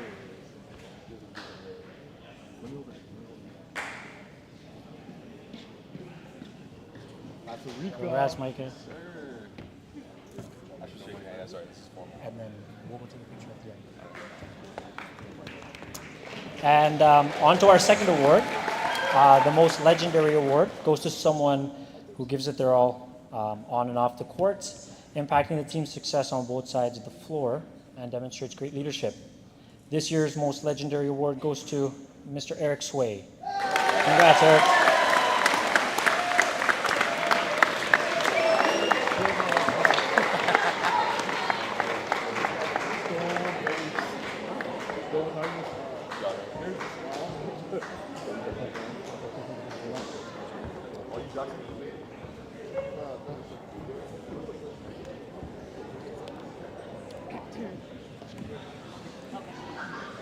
Great job, you guys. Mr. Smith, would you please travel up to the stage to present the awards for our senior women's basketball team? So many times. Okay, first thing, I'm going to sound like the old crotchety teacher, but there's a crew in the back corner that is getting a little more disrespectful that when people are talking and they'd like to talk over them. So we could be a little more respectful of everyone that's up here. Remember, not everyone's good on the mic, so let's be respectful of what's being said up here, please. All right, so for senior women's basketball. It was an amazing season once again for the senior women's basketball team. We finished the season with an overall record of 17-5, largely due to an amazing group of defenders who worked so hard to keep opposing teams frustrated and unable to find easy ways to the basket. We were also a team who played the game fast with all-out effort. Even though the playoff results were not what we expected, I'm super proud of everything we've achieved this year on and off the court. First award I'll be presenting is for the heart and hustle. Okay, for this award, I'd like to recognize two individuals whose effort, commitment, and quiet leadership personifies the identity of our team this year. Both were aggressive defenders, determined rebounders, and important weapons on offense as well. Their energy, determination, and team-first mentality helped the team succeed in many tough competitive games this season. I am proud to award the Heart and Hustle Award to Caitlin Liu and Emerson Hanrahan.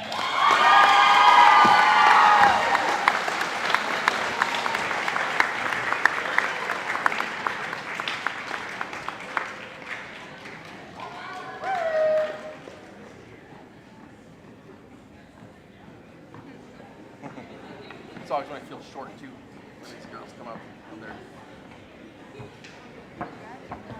You're welcome. Congrats. You're welcome.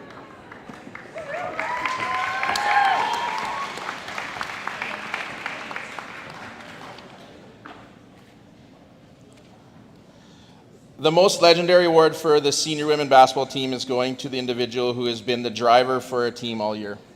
Our leading scorer, top assist player, sneaky good defender, and leader this season. I have been impressed at your growth over the 3 years I've coached you, both with your physical skills and your leadership on the court. Our success as a team was heavily influenced by your play and willingness to get your teammates involved in the game. This year's most legendary player is Layla Jaber.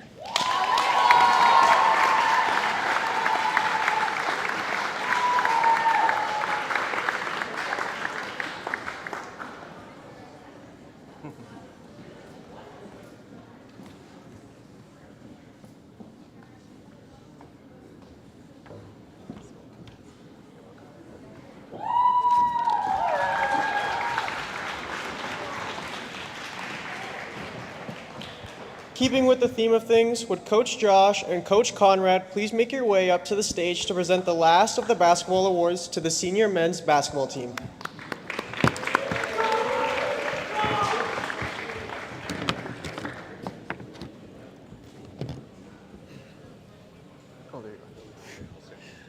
Our senior men's season started out a bit rocky. We got out to a difficult start of the season in regular season, going 1-3 in our first 4 games. Our kids never gave up. They stuck with it, and they bought into our system. And we ended up ringing off, I think, 7 straight wins to finish second. Going into playoffs, had a huge first-round victory of about 50 or so points. Unfortunately, in semifinals, we came up just short, losing by 4 points. I was really impressed with just how far this group of kids came, not on the basketball court, but as a team and as a group of young men working together.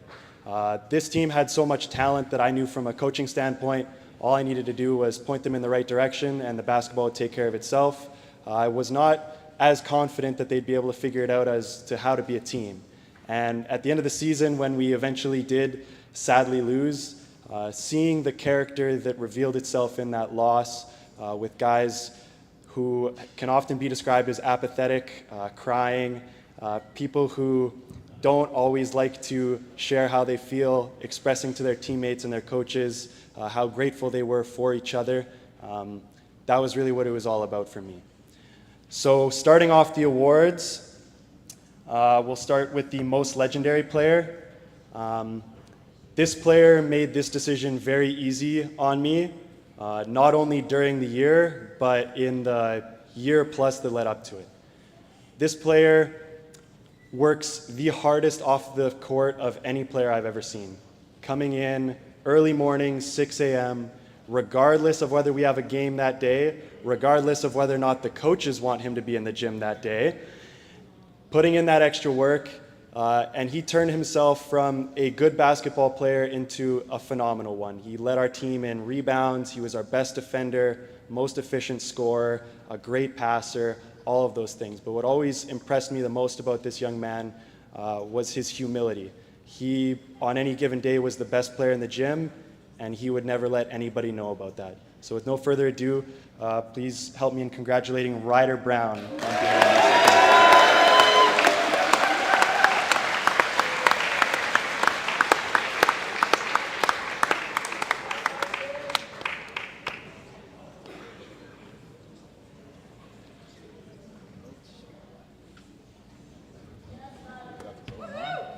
Congratulations, Coach. Appreciate Well it. deserved. Well deserved. Thank you, Coach. Thank you.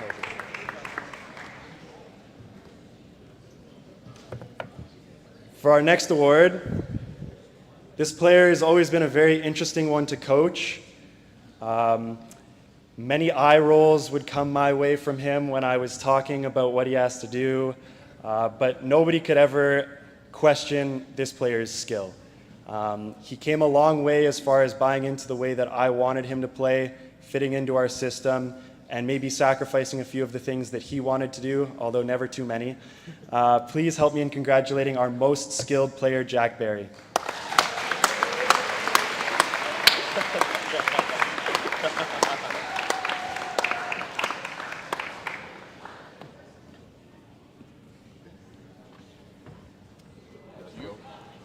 I almost cried. You don't want the award?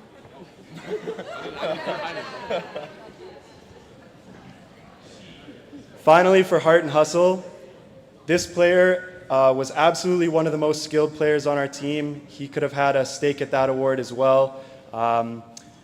This player, at the start of the year, I had expectations for him, and he had expectations for himself and what his season would look like.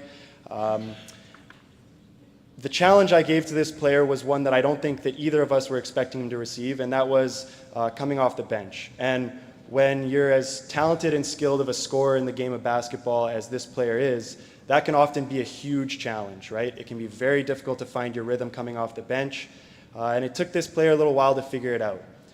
Ultimately, one of the biggest reasons why I think we ended up turning our season around from 1-3 to 8-3 was because this player really did figure it out. Not only from the basketball side, getting back into his scoring and being one of our leading scorers, but also his attitude, figuring out ways that even if he wasn't doing necessarily what he wanted to do, still being a great teammate on the bench, still being one of our loudest guys, still working his tail off in practice no matter what. So please help me in congratulating Taryn Dollywall on winning Heart and Hustle.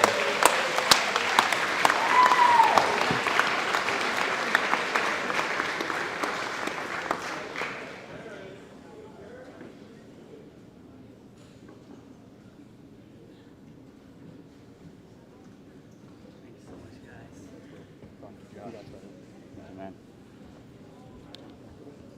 Oh yeah, we should.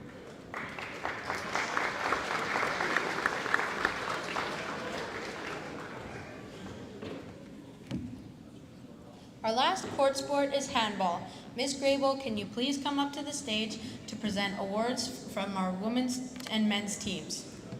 To our All right, senior women's handball this year, we had a great season. We played 35 games. I think we lost about 7 of them. Unfortunately, both teams lost some games at the wrong time. But I still am super grateful that I got this entire season with this team, and these are a group of amazing girls. These girls put everything on the line in every game. I told them at the very beginning there was 4 really good teams. 4 of them should be at provincials and 3 of them would medal. And unfortunately this year we were the one that didn't, but it doesn't take anything away from being one of the top teams in the province. And I mean, again, girls, you know you were 2 goals away from playing in that provincial final, and it could have gone either way. So I am immensely proud of everyone on this team. The first award I'm going to give out is our Heart and Hustle. this recipient, she played through everything. I think she was hurt with a different injury every game. I'm not sure if it was her shins or her ankle or her knee or some other body part, but no matter what, she sucked it up and tried to take things and go out there and give it her best. Her shot is deceiving because I'm a goalie and I go in net, and when I watch her shoot, I'm like, how does that go in? And then when she shoots on me, it's actually really good. And she had a few amazing games. I think one of our best games of the season was her best game, where I think she scored 10 goals for us, which was pretty impressive. She's a lefty, which means she doesn't get to come off the court very often because I need her out there somewhere on the right side of the court. So my heart and hustle for senior women's handball goes to Halen English.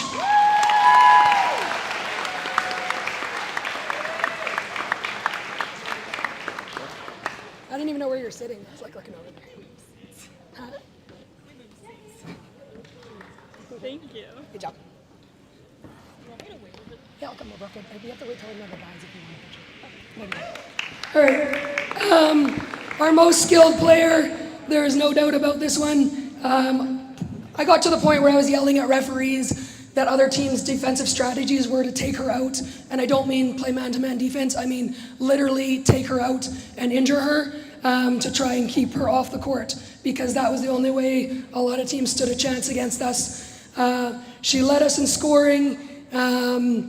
She is relentless on defense. I can put her anywhere, as Mr. Smith said. A lot of her basketball skills crossed over to handball. Her lacrosse tenaciousness definitely paid off on the handball court. She did her fair share of laying girls out after they did the same to her. But without her on the floor, we were a different team. So the most skilled player, Layla Jaber.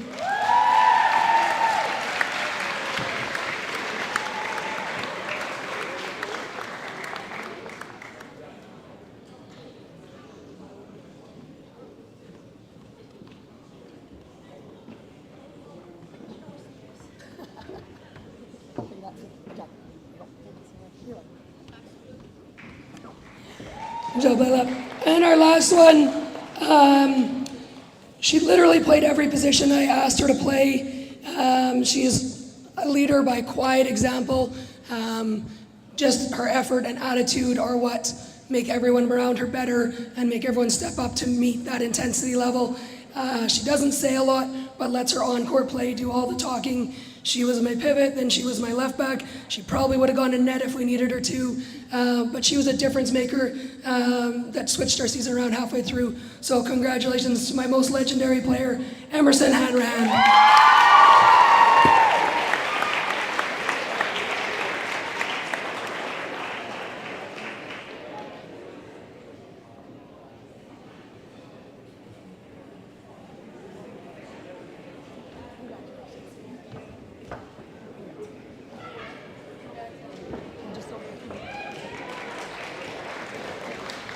All right, I'm gonna stay up here and I'll do guys handball next. Lots of people know it was I don't wanna say a disappointing finish for senior men's handball, because when you're second in the province and have a 32-3 record on the season, that shouldn't be a disappointment. But I know what the goal that we had set for ourselves was, and I know coming up a bit short was hard for all of us to stomach, but at the same time, as Mr. Morrison said, seasons shouldn't be judged on awards or medals at the end of the day. It should be hopefully on the experiences you had and the memories you got to make with hopefully people that will remain friends or people part of your life for the rest of your life. My first Heart and Hustle Award, it seems to be a trend from the guys team to the girls team. This is going to an individual. Well, no, he was never hurt. He's just a lefty, so that's the thing. He worked his butt off. He was acknowledged by the sportsmanship committee at provincials for a most sportsmanlike pin or set the bar example. He helps guys up off the court while the game is still going on.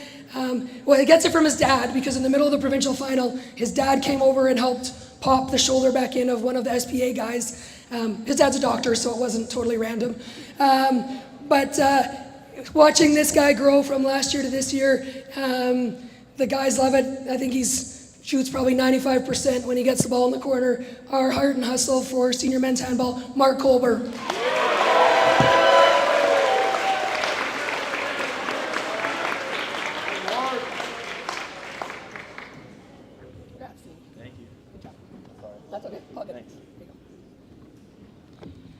Senior men's handball most skilled player. This could have gone lots of different ways, and I would give out 7 awards if I could, but I picked one. This guy was the add-on in grade 10 because I recruited his best friend, and he came with him. And it turned out to be the most pleasant surprise I could have asked for. Most right-handed players play the left side of the court, but somehow he ended up being better on the right side. Most wingers play 1 on defense. He played 2 because he was aggressive and has one of the longest wingspans I've ever seen. The kid smiles all the time, even when his chin's being split open for stitches in the provincial final. And to me, those 15 minutes while he was in the bathroom with Conrad trying to throw steri strips on him or something to get him back in the game was a bit of a difference for us and kind of led me to making this decision. So the most skilled player, senior men's handball, Matthew Fetchner.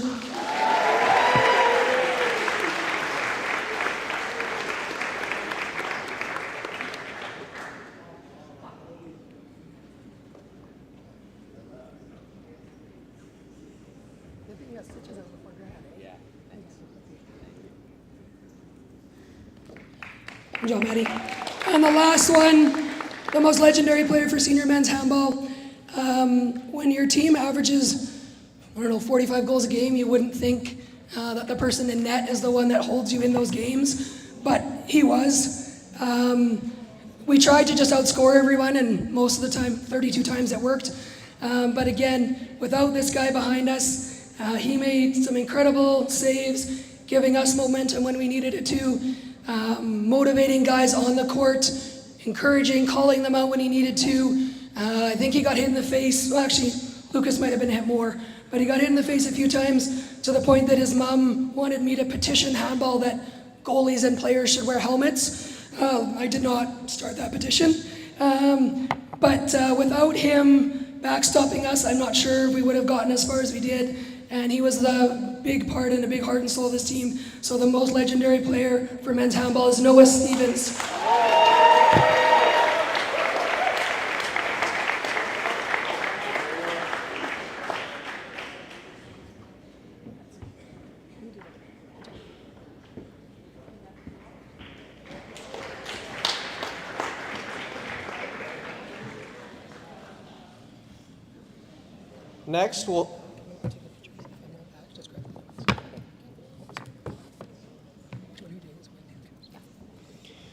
Next, we'll head outside for our women's rugby team. Could we please have their coaches come up to the stage to present their rugby awards?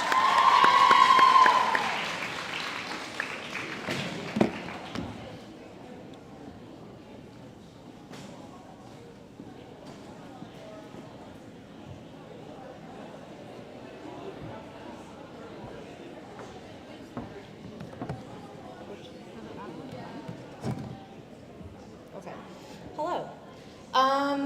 Okay, first big shout out to Mrs. McGowan for keeping us all, yes. She is the reason I'm here, she's the reason Izzy's here. We're here because of her, she keeps us nice and organized, and I don't know what I'd do without her. Also, we have awesome other assistant coaches that help us out all year. This is a very big team. You've heard them all night. They're the loudest ones in here. We need a lot of coaches. So that's been awesome to have. We were also very lucky to have some great athletes from MMM join us for this year. And we're very excited to see them improve as well. A little bit about our season. If you haven't heard, we won city championships. Yep. Okay, so we got to bring home the first banner for rugby to Lillian, so that was very exciting. It was a very close game and a great effort by our girls all season long. We were able to remain undefeated, and we scored almost 300 points in our league games. In five games. Just putting that in context. We had 3 teams competing this season. We had our 15s team, and then we had 2 teams of 7s, which is the rugby you see in the Olympics. And we had great 7 seasons. We weren't able to clinch it at the end, but we came so close. It was awesome. And then I just wanted to echo something that Mrs. Grael said right at the start, that sport is a family. We became a lot closer this year. It was great to see you guys grow even from last year to this year. And I am very proud of all of you guys. So. Okay, so I'm going to start with our unsung hero. So this player has been on the team since grade 10. They're grade 12 now, spoiler alert. So for the past 3 years, this player has truly embodied what it means to be an unsung hero. She does so much for the team on and off the field, such as taking equipment to and from games. She takes initiative on the field, always thanks coaches after practice with a fist bump. She uplifts and supports her teammates, and those are just a few of the many examples. Whenever she's around, her positive attitude is felt. Overall, she's a player that coaches and teammates can count on, and someone that truly embraces what it means to be an amazing player and teammate. Finally, she never expects anything out of her actions and does it because she genuinely wants to. She's a positive light to our team on and off the field, and while it does not go unnoticed, Cassie Burke definitely is our unsung hero.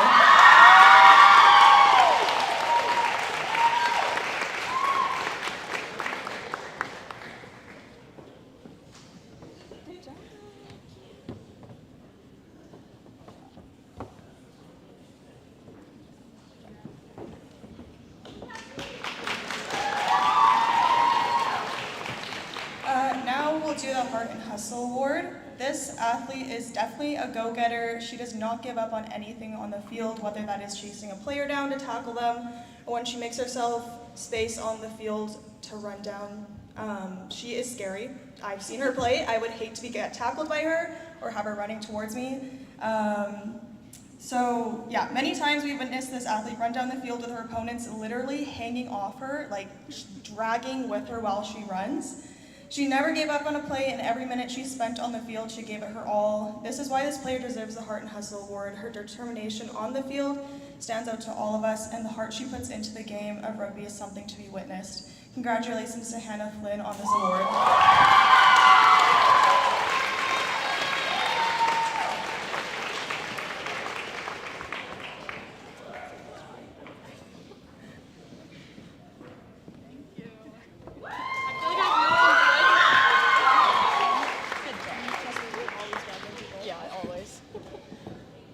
All right, our last award is for a very special athlete.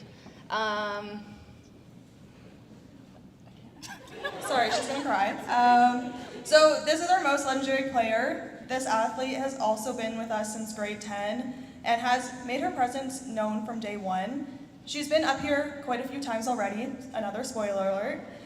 When she came to us in grade 10, she played multiple other sports, and she's good at all of them, and I'm sure every other sport she's never played, she's also probably good at them. It is easy to spot her on the field as she usually has the ball in her hand or is making an epic tackle. She will play any position, same with handball, I guess. The team needs in the moment, effortlessly taking the role on.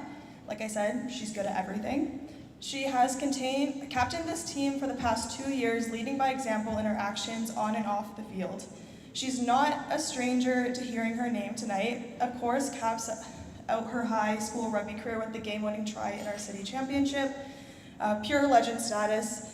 Going on to play university, signed by University of Alberta Pandas, she will go so far in this sport and anything else she sets her mind to. This athlete represents all of the legend descriptors tonight. Congrats to Emerson on being the most legendary rugby athlete.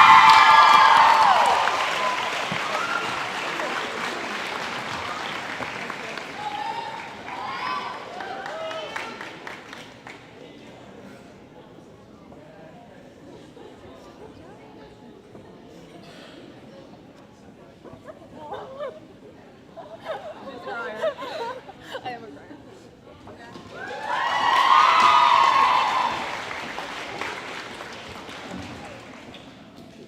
While we didn't have our own men's rugby team this season, we would still like to recognize a couple of our own athletes for their contributions to the sport. Could Mr. Smith please come back to the stage again?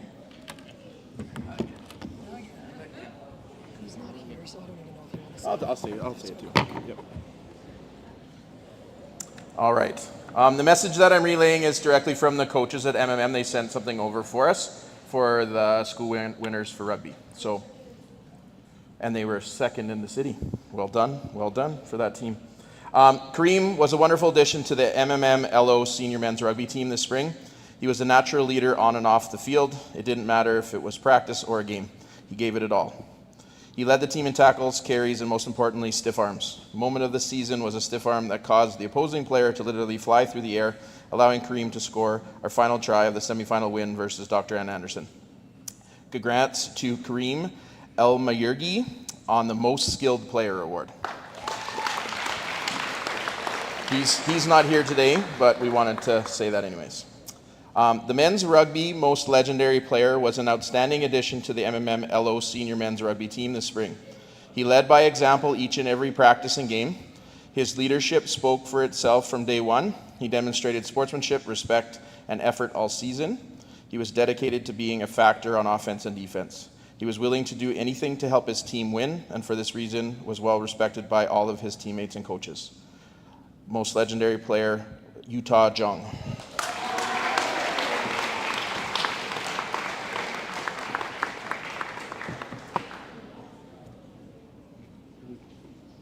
Oh, there he is.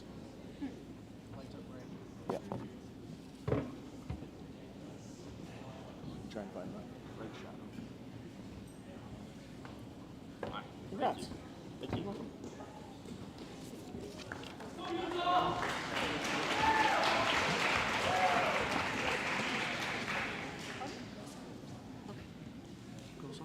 Yeah. Women's or women's? Okay.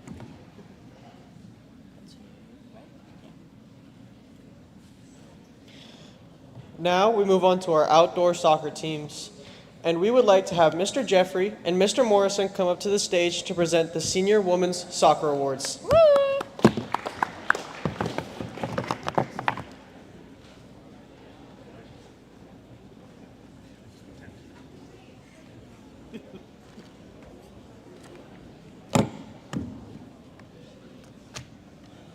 First off, I'd just like to say thank you to Mr. Morrison for helping out this year.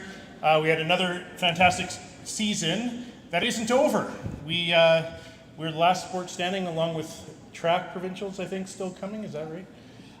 So we were actually supposed to play tonight, but it got rained out. So we have a final game tomorrow here at 4:15, and I'm sure people want to come watch us.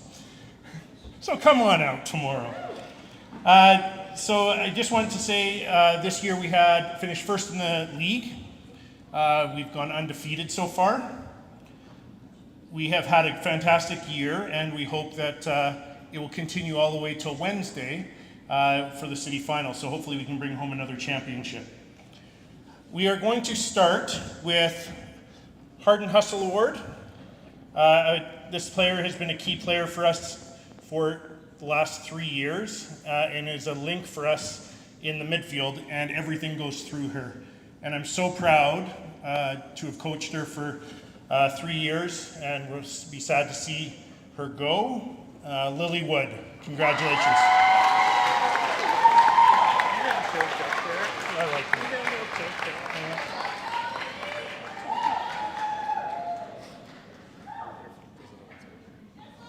That's okay.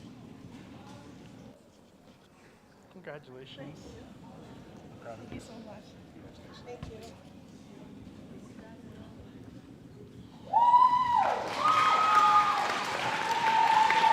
The next athlete we nominated for our most skilled, and it's another midfielder that has been a key player for us. I look forward to her returning to us next year. She's been an outstanding player and one of our contributors to an undefeated season, Caitlin Roque.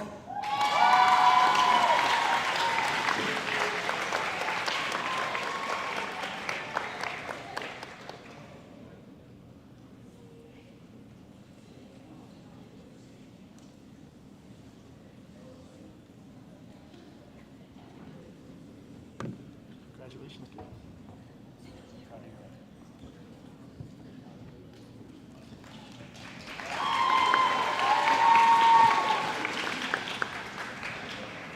And again, this is we're very fortunate, Mr. Morrison and I, to work with such a great group of of girls and athletes who help us out when we get stuck in the office and go out and the equipment's out, and that was for every sport that I've coached this year. So I really appreciate, because there's a lot of the same girls that played flag football and outdoor soccer.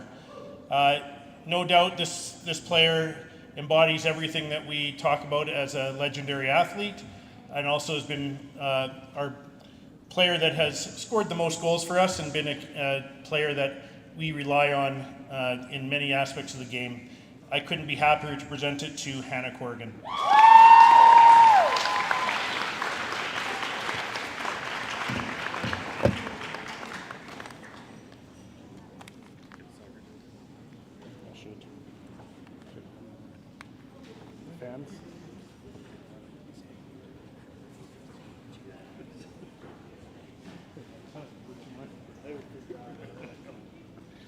Congratulations. Get so far away. Congratulations. Thank you so much. Good job. Thank you.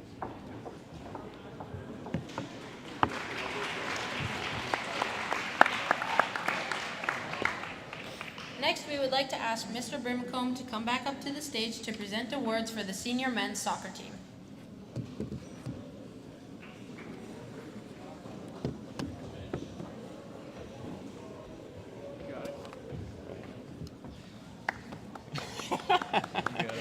Thanks, Mr. Waters, for the applause. Appreciate it. First off, I would like to thank Google and YouTube for their assistance coaching this year. I know little to nothing about soccer, so what I do know is some winning soccer, and I will segue into this one here. The boys won their first playoff game this year against Queenie, with Luis scoring a beautiful chip of the keeper in the final minutes of regulation. Now, I'm not sure he was aiming to score there, but didn't matter, went in. The goal resulted in jubilation. It was like pandemonium, which is understandable considering Osborne boys soccer and winning playoff games aren't typically talked about in the same sentence.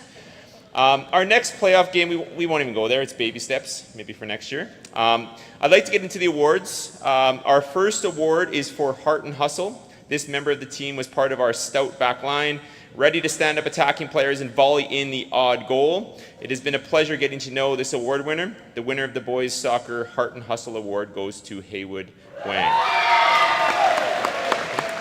That's what I'm doing. I got a roll.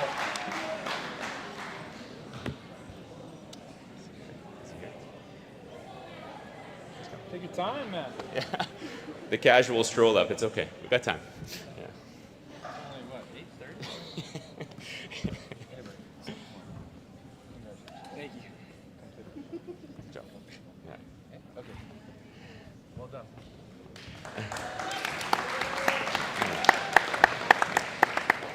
Our most legendary player touched all parts of the field. He stood on his head in spot duty, filling in for Reese as a keeper, making miraculous saves that gained adoration from both his teammates and the opposition.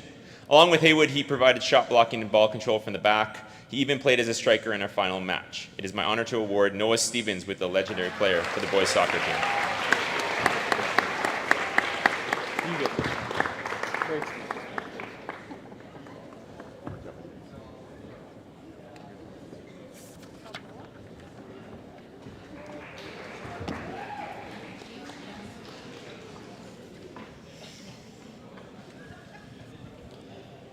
Now, with all of our team awards presented, we would like to recognize our top multi-sport athletes who have obtained their major athletic award with distinction and will be receiving gold medals. We will call Mr. Smith back up to the stage.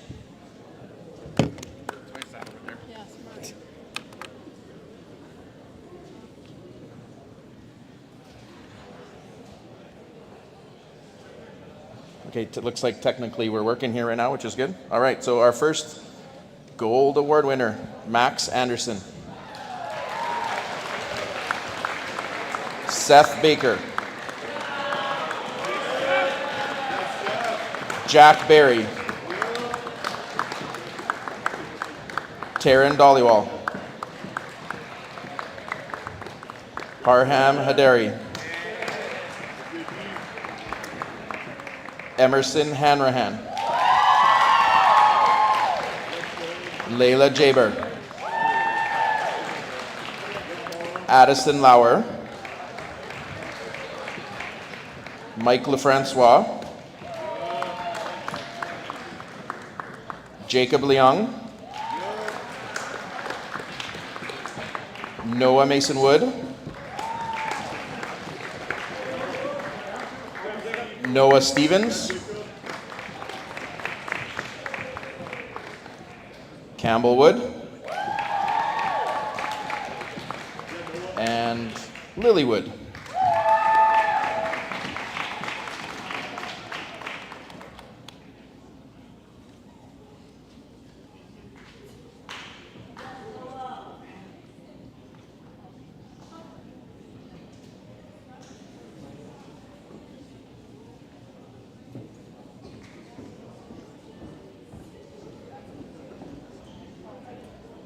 Should wait 1 second.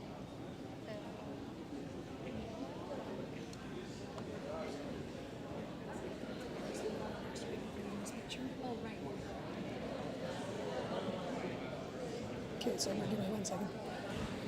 I'm just going to ad-lib here for 1 quick second while the group picture gets taken because we need a couple of those people for the next thing. But please give a huge round of applause to Matea and Jackson. It's not that easy to stand up here with bright lights shining in your face and everything. And they've done an absolutely fantastic job. So thank you to them. I would also like to thank, it's not their fault the screens were acting up. So thanks to our tech crew for the work with the screens and stuff tonight. Thank you very much. And as well, Mr. Zhang is here somewhere. Mr. Zhang is in charge of all the live streaming tonight all by himself. So please, there's Zhang. Please give Mr. Zhang a huge round of applause. He's our technical guru. And without him, we wouldn't be live streaming or anything tonight. So thank you, Mr. Zhang.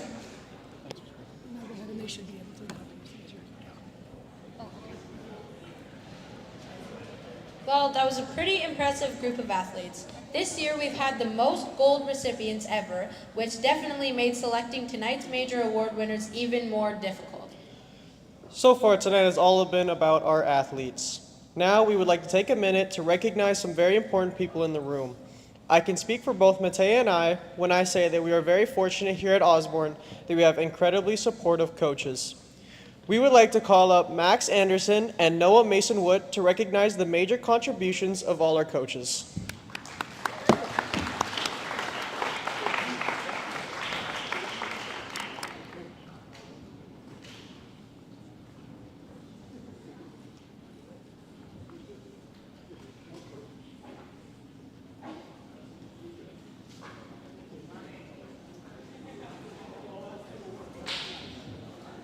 Do we got these off or what? Just leave it?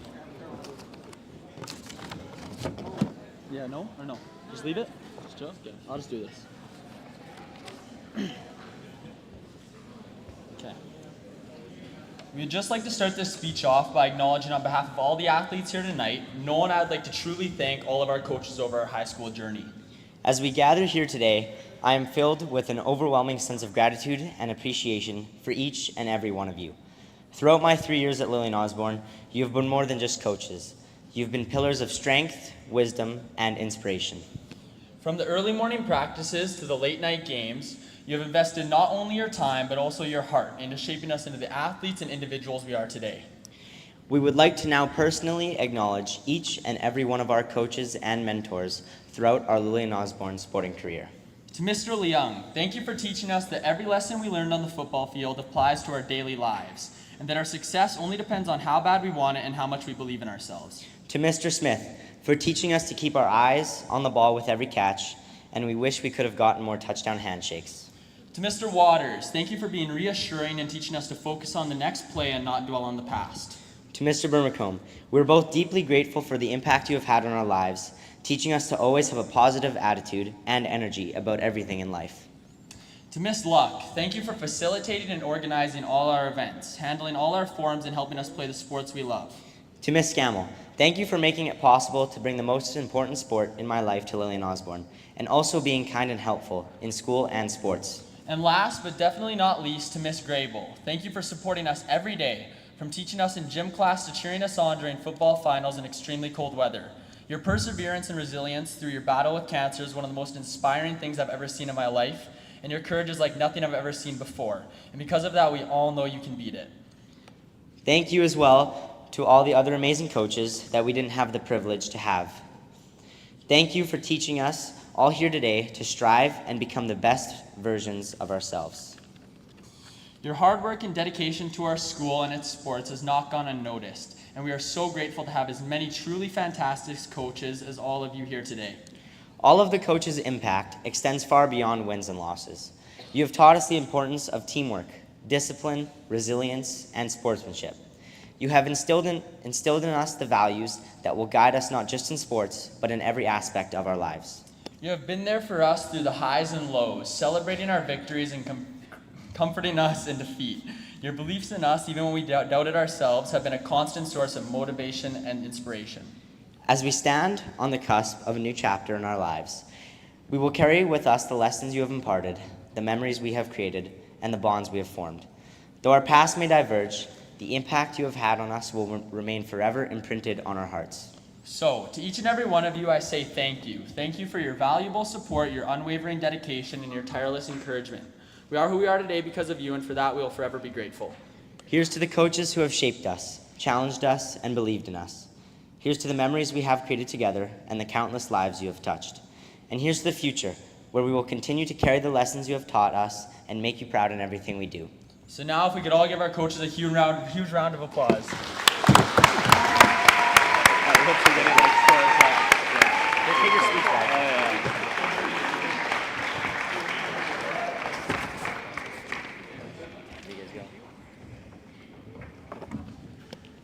Very well said, guys. As a small token of our gratitude, coaches have been given the signed cards from the back tables, as well as copies of their team photos. If we could please have all coaches stand for a round of applause.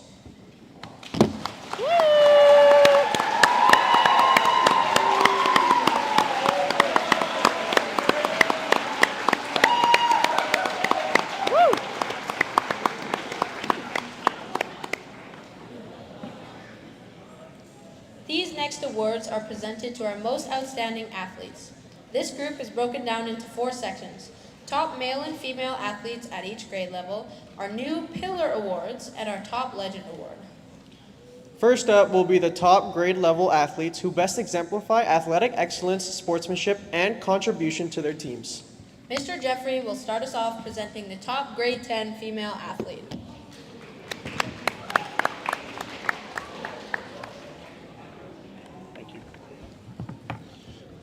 I think we should have a round of applause for our amazing MCs tonight. They're doing a fantastic job. I'm very honored to present the top female athlete in grade 10. This young lady played flag football, indoor soccer, handball, outdoor soccer, and track and field. I know this young person because I coach her in a couple sports, and she's willing to do whatever it takes to win. And she's a great leader. She's fast and she's quick. She's coachable. She's kind. She's positive, and she brings a huge energy to the team. I'm so proud to present Kaylin Elford, our grade 10.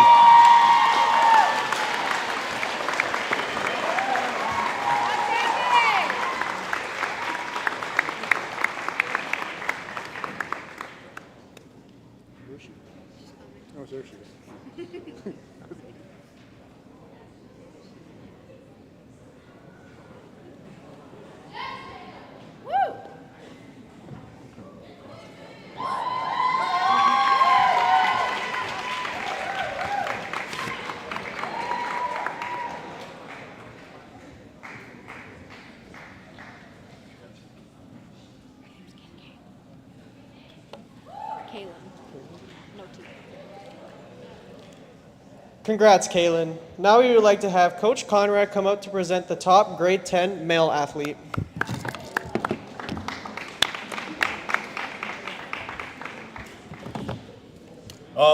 I'm just super stoked that I get to talk about this guy because we haven't talked about him tonight and we don't talk about him enough. And I think that this guy contributes to the success of a lot of our programs in a big way, but is also just a good person, a kind person who you want to be around, who kind of slips between the cracks and you don't really think about him sometimes. But I'm glad that he gets his recognition tonight. Before we get into it, I've had the opportunity to coach this guy through 2 sports, and the words that I would use to describe this guy are teachable and composed. Through the different sports I got to coach him in volleyball and handball, he never knew it all. He always wanted to learn. He was always willing to learn. He was always willing to ask questions and get better at the sport. Even sports that he had grown up playing. And so I'm super thankful for that. At the same time, composed. Even when things might not have been going his way, or even when the score was in our favor, or even when he might have made a mistake, there wasn't this sense of dread or pouting or anything. But this guy, he was willing to come back from it and learn and grow and see how he could continue to contribute. Stepping in as a grade 10, being moved around to various positions in volleyball, while still being able to contribute at a high level, allowed us to be as successful as we were this season, winning the city championship. He was a major part of our team's championship this year and was efficient in the front row for us. For junior handball, he picked up the game quick, and even though he may have almost killed Travis a couple times in practice learning to play defense, he improved throughout the season, and now he'll only get better.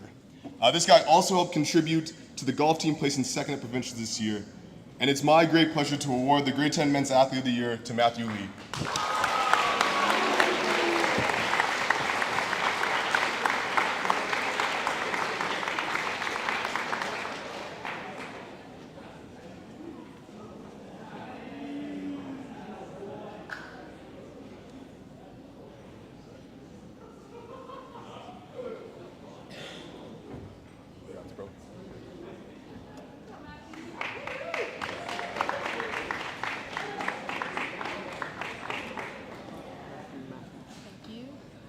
Great job, Matthew. Now we would like to have Mr. Waters come up to present the top grade 11 male. Mr. Jeffrey, coming back up to present the top grade 11 female athlete is Mr. Jeffrey. Not here yet. Mr. Waters, you'll be next. I'm going to repeat this a little bit. This person played flag football, indoor soccer, handball, outdoor soccer, and track and field. Sounds very familiar to the one I just presented. Different person though. This person, again, is willing to do whatever is needed to support individual and team success. A huge piece of this is they make others around her better. She's a quiet leader. She's reliable and consistent. When we ask her to do something, she picks things up very quickly. Highly coachable, highly skilled, and extremely smart. I am very proud to present the grade 11 female athlete to Caitlin Roque.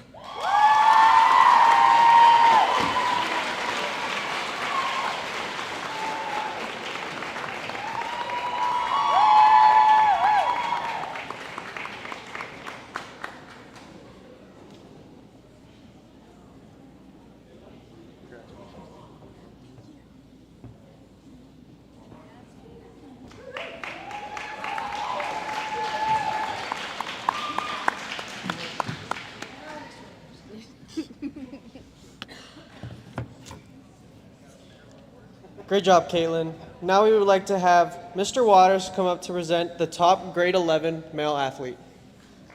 Sorry, Waters. No, I'm good. I just gotta get my stickies in order here. You see that?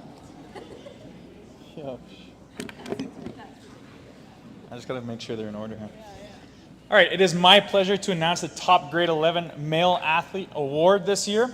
This year's winner is incredibly deserving. He's been an impact player on all the teams he's been on and an even more impactful teammate. I've had the pleasure of coaching him and have seen his athleticism and leadership firsthand. We're fortunate in that we'll have those traits on the football team next year, so thank goodness you're not in grade 12. Now, evidently he's a football guy, but what else has he contributed to in this year?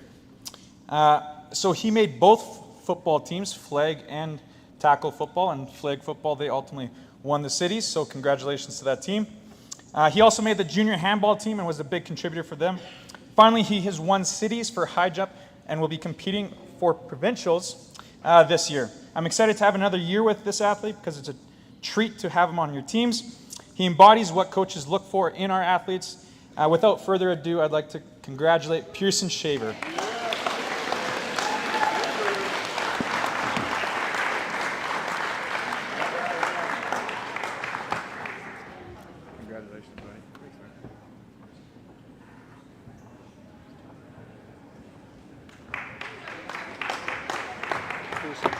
Okay. Great job, Pearson. Now to some awards to our graduating athletes. Mr. Smith, please come present the top grade 12 female and male athletes. Again.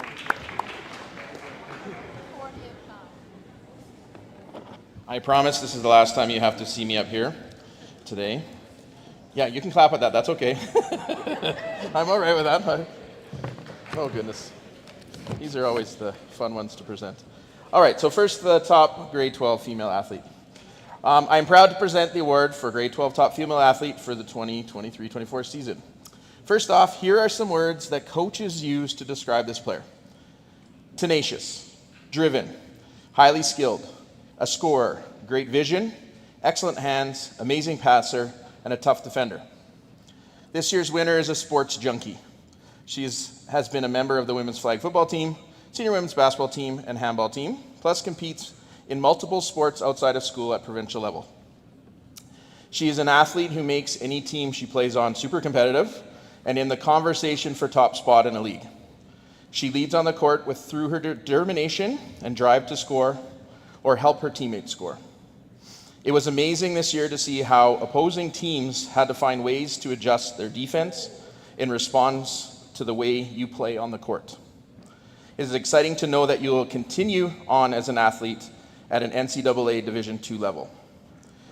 The grade 12 female athlete of the year is Layla Jaber.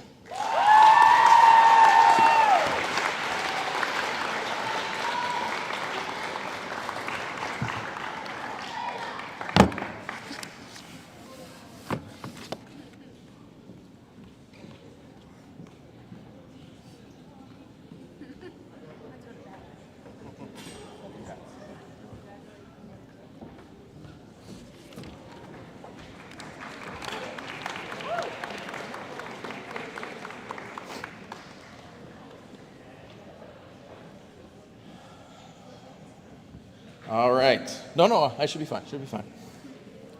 I'm proud to present the award for the grade 12 top male athlete for the 2023-24 season. Here are some words that coaches would describe this player. Hardworking, resilient, coachable, excellent teammate, determined, and gives full commitment to the team.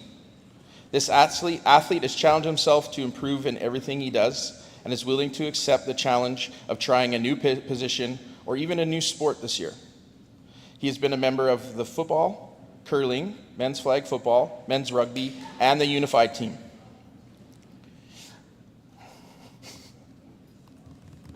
Sorry?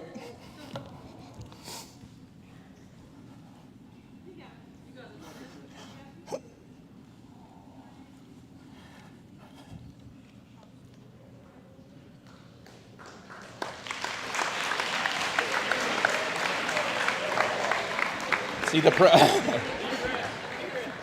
problem was I heard the little clap, and then that got me going, because I was thinking of the person too, so.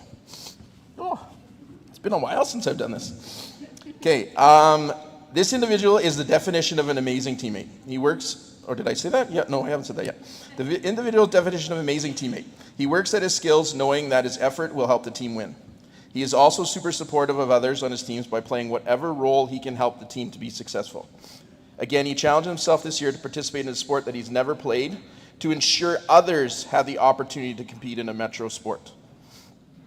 He is also an athlete that coaches appreciate because he's willing to work for the team goal rather than the individual goal. I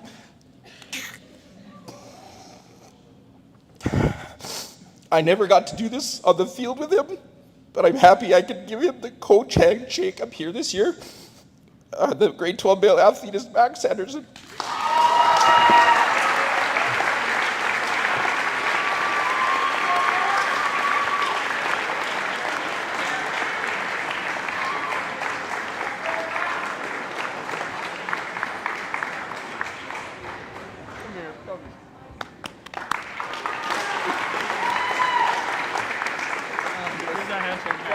Thanks, buddy.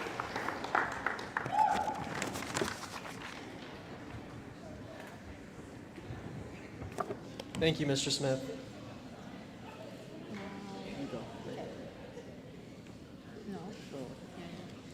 Next up is a new set of awards As an athletics program, our coaches value many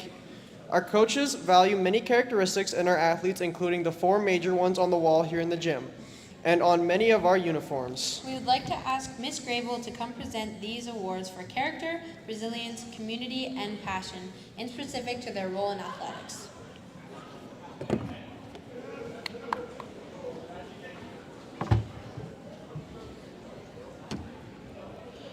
So these are the new awards we mentioned earlier tonight. We called them our Pillar Awards. We basically invented these awards when our committee selecting our top athletes had such a hard time deciding, especially amongst this year's graduating class, who the recipients are. And we didn't think there was enough ways that we get to honor some of our graduating players. As you guys saw, or we mentioned earlier, that was the most athletes we've ever had receive gold medals for multi-sport participation. And so we felt, how else can we recognize some amazing people in this room? So the 4 pillars, like I said, that are up on the wall. I'm going to start with character. Where do you fit academics with athletics? We thought it was a great fit under character.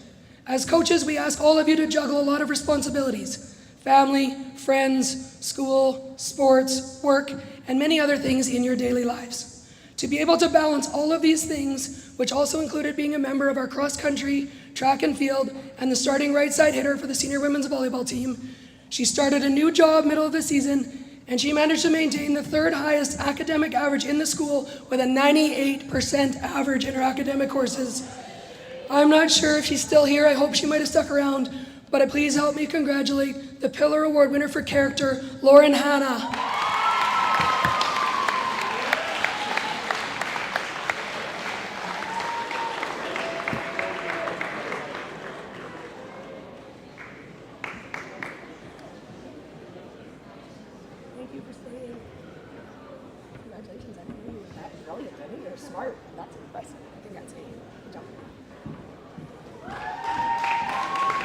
Great job, Lauren. I knew she was smart, but that's impressive. The next one I'm going to talk about is resilience. Sometimes resilience is overcoming an injury. Sometimes it's personal adversity. Sometimes it's stepping into the spotlight when you've been a background player in previous years. This year's initial recipient of this award has done all 3 things over his time at Osborne. He was a significant member of the indoor soccer team as a primary defender. In handball, he was our last line of defense in net, and earlier tonight, won our most legendary player. He finished off his sports career here at Osborne on the soccer field, combining both those roles as a defender and a keeper on the outdoor men's soccer team. Off the field, he's an incredible musician and will be performing later this week at graduation's commencement ceremonies. Please recognize Pillar Award for Resilience, Noah Stevens.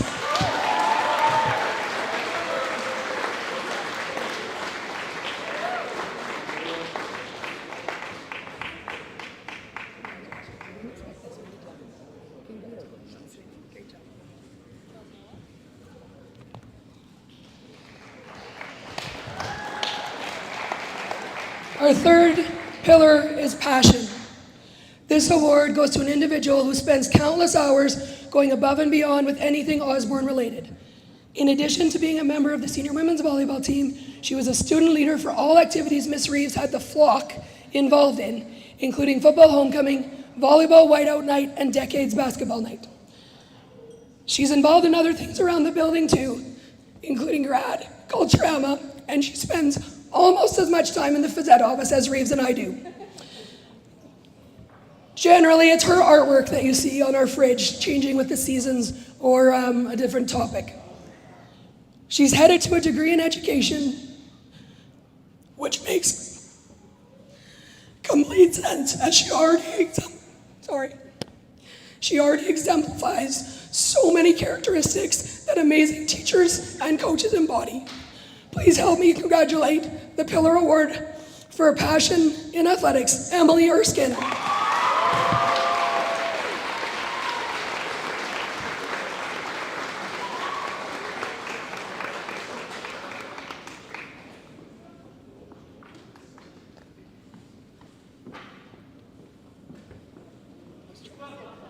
I wasn't supposed to do that. I was trying so hard. Good job, Em. For the record, Smith has cried more than me, so I'm okay. No, I don't know. You cried longer. Yeah, fair. And the last, or fourth pillar, is community. I blame Mr. Brimacombe for us needing to create this award for community because he cut this individual from the senior men's volleyball team, so he didn't have enough sports to be in contention for the top grade 10 male, top grade 12 male athlete. He was awarded the most legendary player for senior men's basketball earlier tonight, and Josh talks about the countless hours he puts into the gym. He's in this gym pretty much every morning at 7 a.m. shooting and running his own suicides. And he's my supervisor for a lot of the junior men who come in and shoot with him. And they have learned a ton from the example he sets with his work ethic and attitude. Basketball aside, it is his big impact in the community that has been with our unified athletes specifically. If you don't know what unified is, think Special Olympics. So some of our students with more challenges are interaction students. He has attended, unified athletes, specifically Haroon and G2. He has attended all bocce, beanbag, and unified jamborees over the past 2 years. Sometimes his job there included following Haroon all over Harry Ainley, looking for someone we aren't even sure goes there. And at other times, he was getting his nails painted or his hair dyed.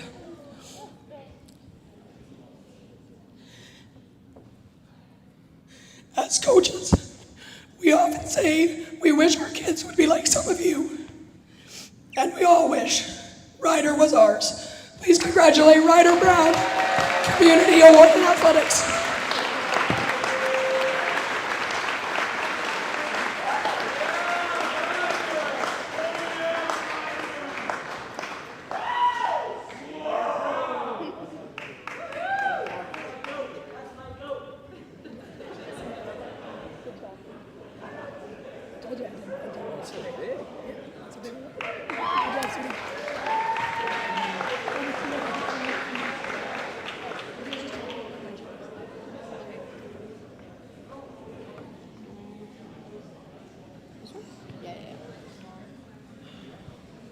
Now for our final award of the evening.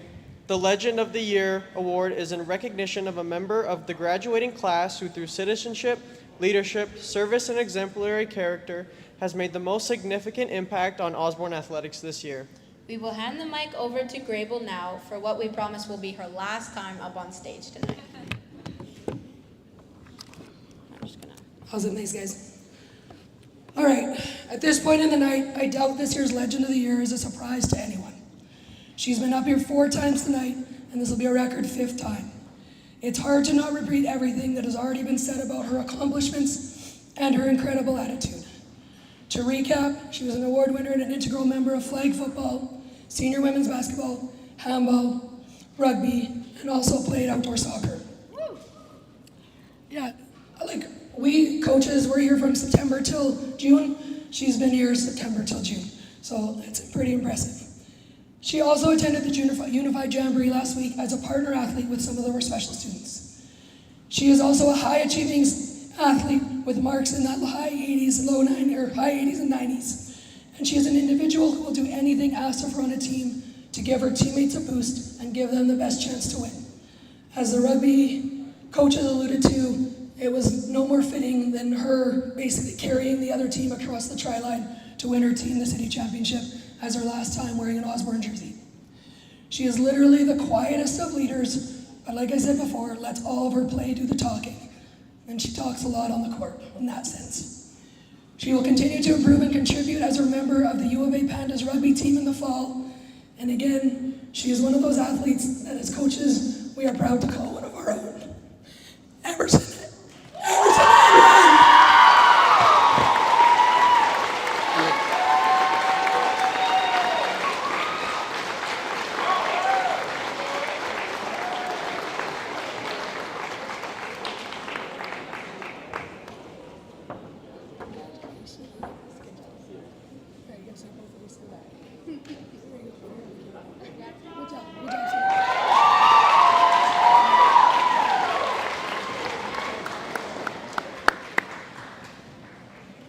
Well, Jackson, it looks like we've given out all the awards we can this year.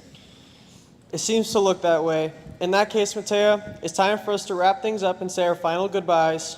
To some people in the room, this is truly goodbye. We would like to take a moment to recognize our graduating athletes.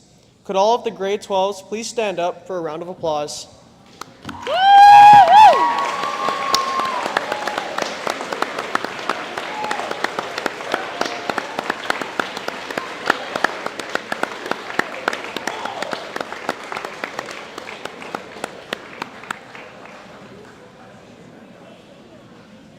In addition to tonight's banquet, your athletic fee also gets you some Osborne swag. You will have your choice of design on these LO swing bags, which you can pick up on your way out tonight or from the Phys Ed office later this week. And finally, thank you to everyone who was there to cheer on our athletes all year. We look forward to being back here again next year. Thank you, and don't forget to be legendary.